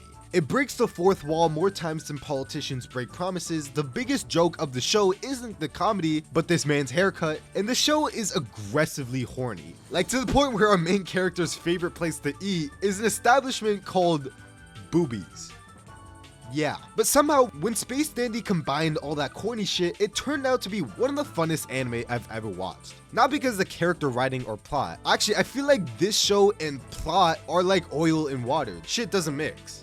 The plot of Space Dandy, in air quotes, is entirely dependent on the whims of this horny space delinquent. One day he might get tired of instant ramen and then travel through extra dimensional wormholes to find ramen better than instant. Another day he might just be horny and spend the day at Boobies. You will watch Space Dandy and you might like it or you might hate it. But one thing that's for certain is that you've never seen anime like this. It definitely looks like anime, but it doesn't feel like anime. It vaguely reminded me of a certain show, and after a Google search, I was surprised to see that this was an anime original created by the same guy behind Cowboy Bebop. And when I say that, there's a lot of expectations that come with it. I didn't know this information going into Space Dandy, and I went in and just had fun. But I think a lot of people go into this show, think it'll be like the Cowboy Bebop of the 2010s, and then the show's ruined for them. So if you go into this, do yourself a favor and dive into it with an open mind.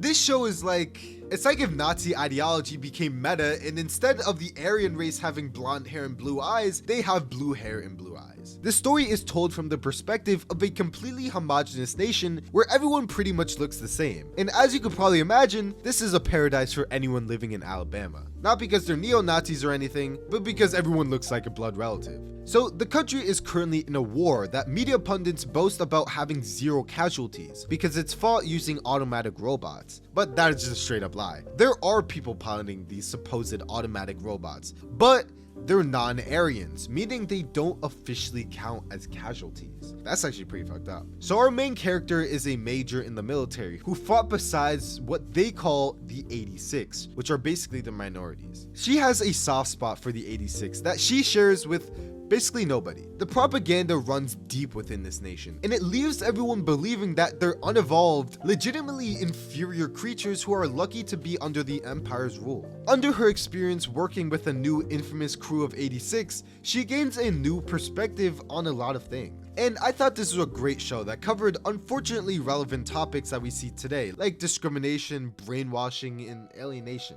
The cast of characters, especially the team of 86, I thought was incredibly strong.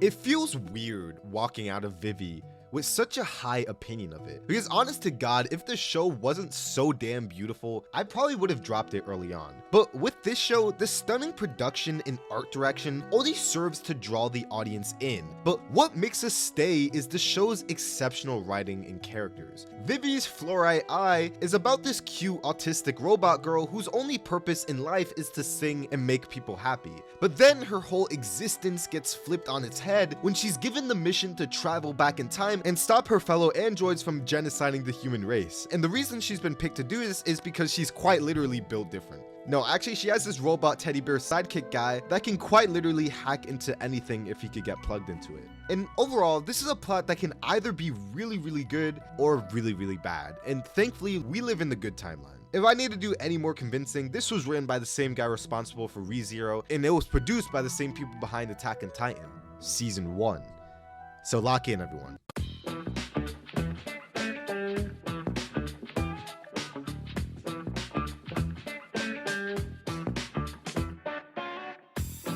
Dungeon Meshi, or Delicious Dungeon, lives an isolated existence. In a world filled with disposable power fantasy waste, this anime is the standout. Although the story lives in this medieval swords and sorcery world, the plot takes us in a completely different direction. Our main crew are drawn into this endless cavernous maze called, well, the dungeon. But they don't have any food to travel with. But then in the moment they needed him the most, they meet my goat, who is a little dwarf guy who cooks meals in the dungeon out of monster ingredients for fun. So Dungeon Meshi is about this party of adventurers that learn how to love eating monsters or risk starving to death while trying to accomplish their goal. It's really interesting to see them learn about this alien cuisine, which actually coincidentally shares a lot of qualities with real world food. If you invested a lot into the cooking skill tree, this show will have you pointing at real life ingredients and meal references like cameos in a Marvel movie. It's a really, really fun show that honestly has really thought out food mechanics and dungeon lore.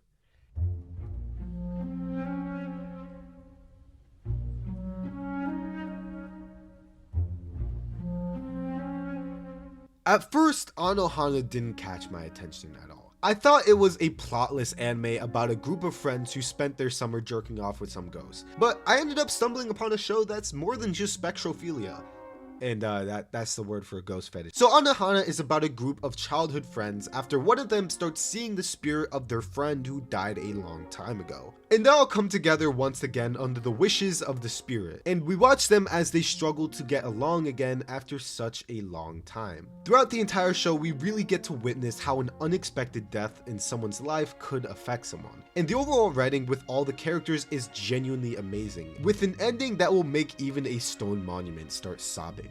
I think it might be the best thing to go into Anohana with as little information as possible, so I think I'll stop here.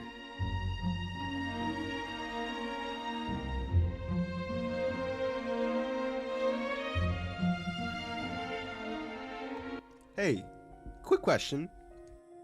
Does anyone remember Angel Beats?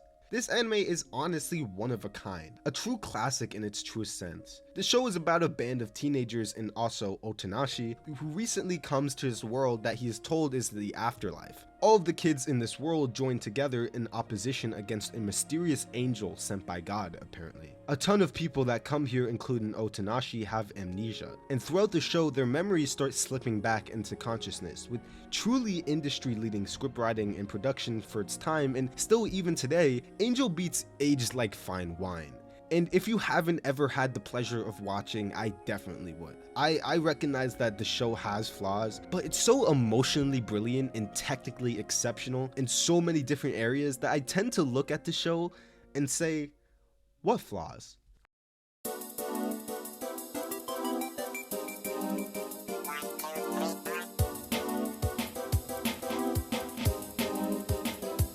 It's been said by many that anime is dying. In the Mesozoic era, we had the Cowboy Bebops, the Neon Genesis Evangelions, the Akiras, and Miyazaki. Anime back then was an intellectual, creative medium that only people with an IQ above 140 in a Reddit account could truly appreciate. Although it seemed that anime back in the early 2010s were perpetually stuck inside this inescapable pit of fan service moe harem power fantasies. And there was a definite lack of courage to sack up, step outside the box, and say, hey, let's try something new. And in 2013, Studio Trigger famously looked down and responded, fuck no, I'm creating the most unapologetically anime to ever exist. And it's gonna be terrible, but amazing at the same time. Enter Kill la Kill, where fan service is plot, style is substance, and every episode plays out like the finale. It's one of the most shameless pieces of media I've ever watched, and I honestly love it for that. The main character is a transfer student, the tyrannical antagonist regime is the student fucking council, and the power system is literally the amount of clothing the person is wearing. Kill la Kill somehow takes all these brain-dead anime tropes, scales them up to 1000, and then it somehow results in a show that felt so fresh at the time.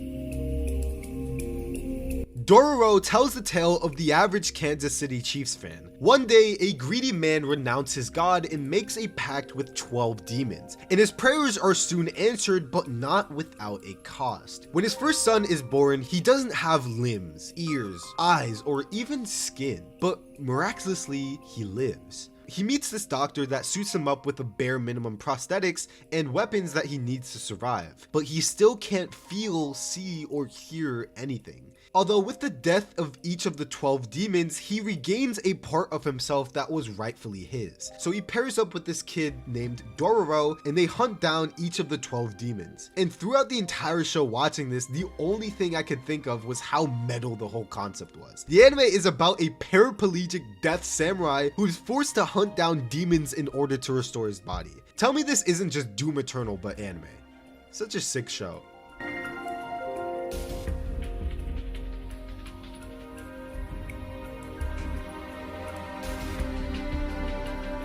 The boy in the heron is amazing.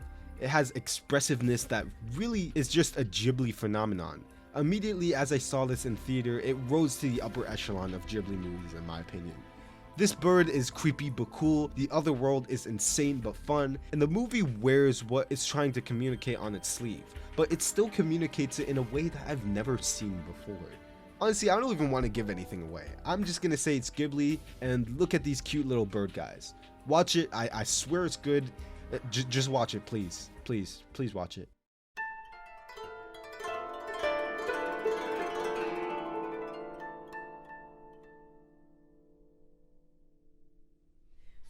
Apothecary Diaries was something so unexpected for me. Usually when an anime has a self-insert female lead and every single male character representing each member of BTS starts throwing away their entire life for her, it's a major turnoff for me. A lot of shoujo are like that, at least the ones I've been forced to watch. But this anime hits different. Mao isn't just a female version of Kirito, she's really interesting in her own right. She's the cold as ice daughter of an apothecary, who's just someone who makes medicine. And she is kidnapped and sold off to be a servant girl to one of the concubines of the emperor. Oh, and one thing I guess I forgot to mention about Mao is that she has a poison fetish. As in consuming poison.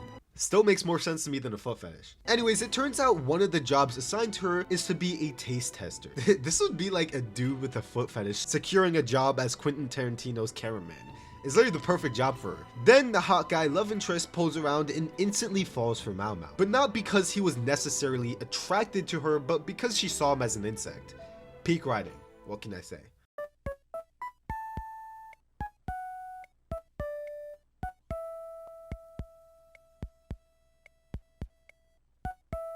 I knew him, you knew them. We've all encountered that one guy who for absolutely no reason be trying to ore farm, but always in the cringiest ways you could possibly imagine. I used to know this one guy who would unironically sit at the corner window seat of the class like he was some protagonist or some shit, and I swear on everything, 8th period bell rang and this psychopath stood up, started cackling like a straight up villain, and proceeded to say, "The bell has rung, the time has come." We have a name for this disease. It's called protagonist syndrome, but Japan also has a name for it. Chunibyo. Basically those people that walk and talk to you as if at any moment they could whip out the dragon of the darkness flame and steam your ass. But Love Chunibyo is about a reformed Chunibyo that looks back on that phase of his middle school life with absolute embarrassment. As he should. But then as he moves on to high school, he meets this girl who calls herself the Vessel of the Wicked Eye. So another weirdo. And she reminds him of himself back in middle school. I think this show got popular because it was just so damn relatable. Even if we don't want to admit it, we've all had that phase where we thought we could go Super Saiyan or throw a Bankai or something. Even I owned, like literally owned, a physical Death Note. And one time in freshman year, I brought it into class and all of us joined in to write the name of my French teacher. Nobody has ever been that unified since 9/11, let me tell you. Yeah, but anyways, watch this show if you want. It's also made by Kyoto Animations, so you know you're gonna be eating good.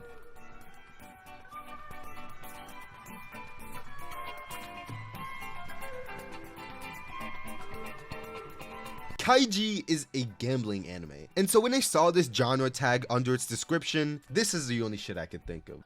But I actually had some hope looking at it from the outside. It didn't seem like psycho-sadistic fascist cat girl was on the menu today, but I never let go of my suspicions when going into this anime. But this show is tough. I ended up enjoying it so much for a reason I only realized after watching the entire show. Because in retrospect, looking at all the various gambling / death game anime out there, especially after experiencing Kaiji, they all feel sort of cheap. No Game No Life has a sick aesthetic, but half of the quote-unquote genius strategic plays are pretty much strategic asspulls, and for a vast majority of these types of shows, they aren't as witty as they might think they are. My point is that the people in Kaiji are actually just smart people. So smart that I actually found this show to be one of the most unpredictable rides I've ever had in anime. And it's funny how my mind immediately went to compare this to No Game No Life, because now that I think about it more, these two shows are genuinely polar opposites. Kaiji is this hopeless, grim, psychological tale about a man willing to literally gamble away his entire life to repay his massive debt that he owes. It's really a commentary on the lengths that we as a society are willing to go for money, especially in scarce circumstances. And then No Game No Life, which is about these whimsical gamers who get isekai'd into a colorful game world and game so much and game so hard that they literally game all over God himself. I just found the comparison funny. So yeah, watch Kaiji. I had a great time with it.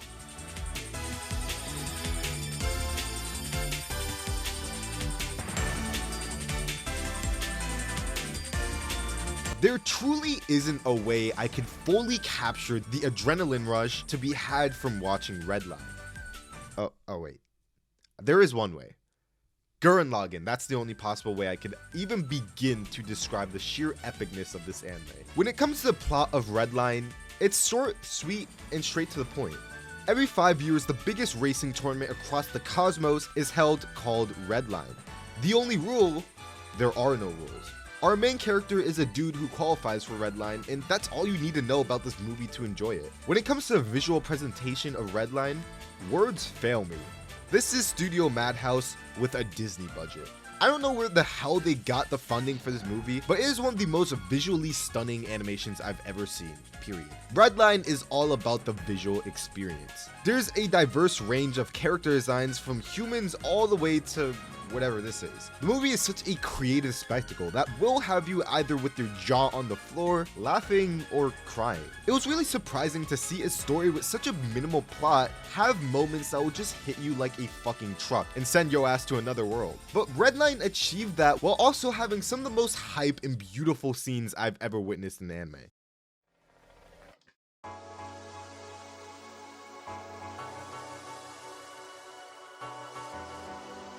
Paranoia Agent is one of my favorite Satoshi Kon things out there. Kon is a man that is obsessed with the human perception of reality. We can clearly see that in one of Kon's most influential films to date, Paprika, where reality is treated as an entirely malleable concept that warps and bends to the whims of characters. Although I think Paranoia Agent has my favorite interpretation of this malleable reality that Kon is obsessed with. The series focuses on several characters we follow over the course of the whole show. More specifically, every episode focuses on the unique perspective of a specific character, as each one of them are heavily burdened by the mundane stresses and anxiety of daily life. The daily life of a call girl, an office worker, or a middle schooler. The one thing that links all of these characters together is the disconnect between the reality that they view themselves living in and real life. You see, Paranoia Agent isn't all that concerned with how us, the audience, view these characters, but more focus is given to how they see themselves, which is often this alternate reality that is sometimes even adjacent to fantasy. Like with the story of a crooked cop who owes the Yakuza a great debt and is forced to commit a string of robberies in order to pay it off. And although it may seem pathetic to the viewer, to him he sees himself as a righteous father who's got to do what he's got to do in order to protect his family. When in actuality, the manner in which he got indebted to the Yakuza in the first place runs completely orthogonal to his family man guys. In every one of these characters' cases, they were living some sort of fantasy to escape some sort of physical thing plaguing their life. But the connection that is drawn between all of them is the sadistic attacks of this little kid known as Little Slugger. And as we start to learn more about this mysterious figure, his existence seems so unexplainable that the detectives on the case start to doubt his existence entirely. So if you want to get into something less conventional and older, this might be for you.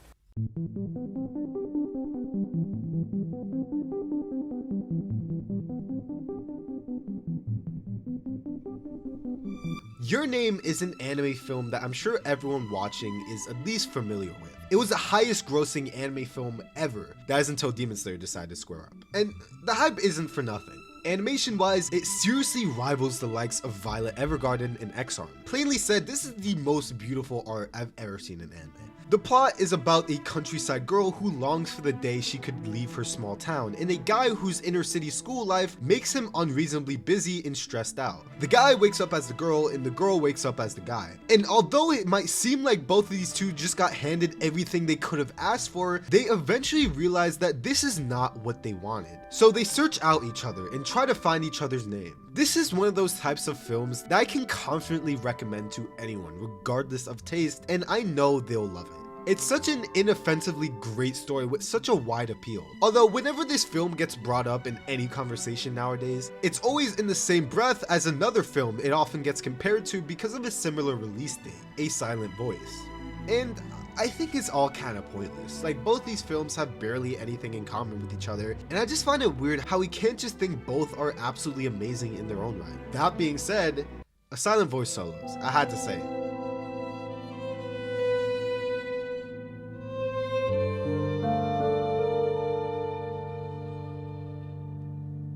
So this is a very important section to me because I'm not a crier. Let's get that out of the way. So I usually am not a fan of the anime where it feels like the entire incentive around finishing it is because it feels like you're supposed to cry at the end. You might call it cheap tear bait, but I personally call them hollow onions because you cut into them, cry, but only after do you realize that there was never any substance on the inside. And don't get me wrong, if a piece of media makes you cry, if it was able to stimulate such strong emotions, then it had to be doing something right for you. That's why I think these things are very subjective. Although Silent Voice stands apart from all of those fake feeling shows, it tells a story that feels real, a little bit too real in some places. The movie tells the story of Shoya, who is the callous bully of a helpless deaf girl named Shoko.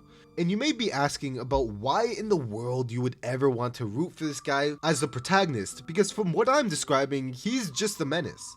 But people change, people grow up. Shoya realizes that what he did in the past was objectively fucked up, and the only thing he wants to do is to make amends. This is one of those pieces of anime that while watching it, you just get the feeling that something like this couldn't have been pulled off in any other medium. The production is downright beautiful from top to bottom. It does the best job in tackling the themes of anxiety, depression, and self-hatred that I've ever seen. And I teared up watching this film. And this doesn't seem like a huge thing to say about a movie that people very commonly cry to, but trust me, this takes on a whole different meaning when someone like me admits that. Because A Silent Voice, when I first watched it, took the second ever spot of pieces of media to make me cry.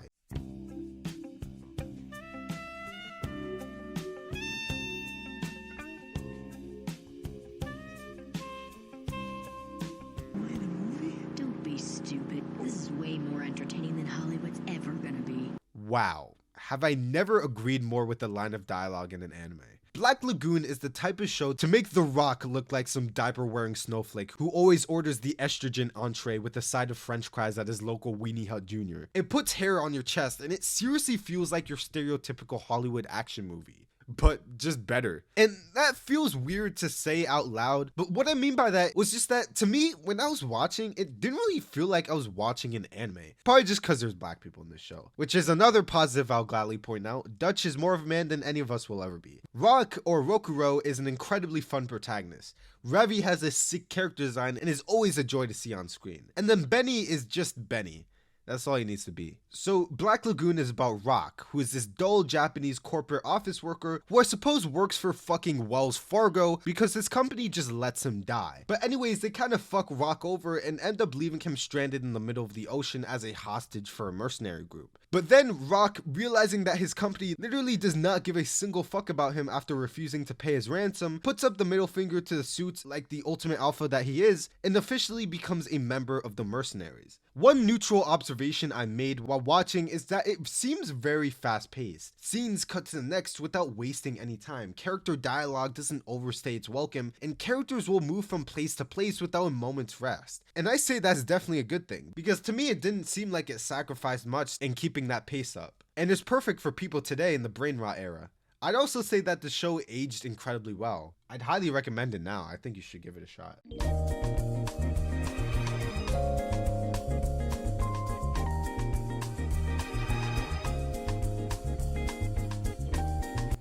Great Pretender was sick. I vividly remember it was coming out the same time everyone was drooling over one of the Attack on Titan seasons airing, and so as a result this show got overshadowed a little. But that's such a shame because how much sheer fun I had my entire time watching. This show is about this one dude who basically became a top 500 fraudster in Asian servers, so he decided to Q&A. He pulls up to Los Angeles, the land of Anime Expo and Wildfire. There he meets some NA fraudsters who are on a completely different level, and together they pull off some of the longest and most over-the-top cons you could ever imagine. Like, imagine the biggest fraud you know. I know this one dude that would genuinely swap out his entire personality depending on what race the person he was talking to was. He was known as the cultural chameleon. But anyways, and imagine giving them resources and the absolute freedom to just fuck around and find out. Wouldn't you have this morbid curiosity on what the hell they do? Great Pretender is basically just that, with an absolutely amazing art direction and just production as a whole. It's Wit Studio, so just lock in.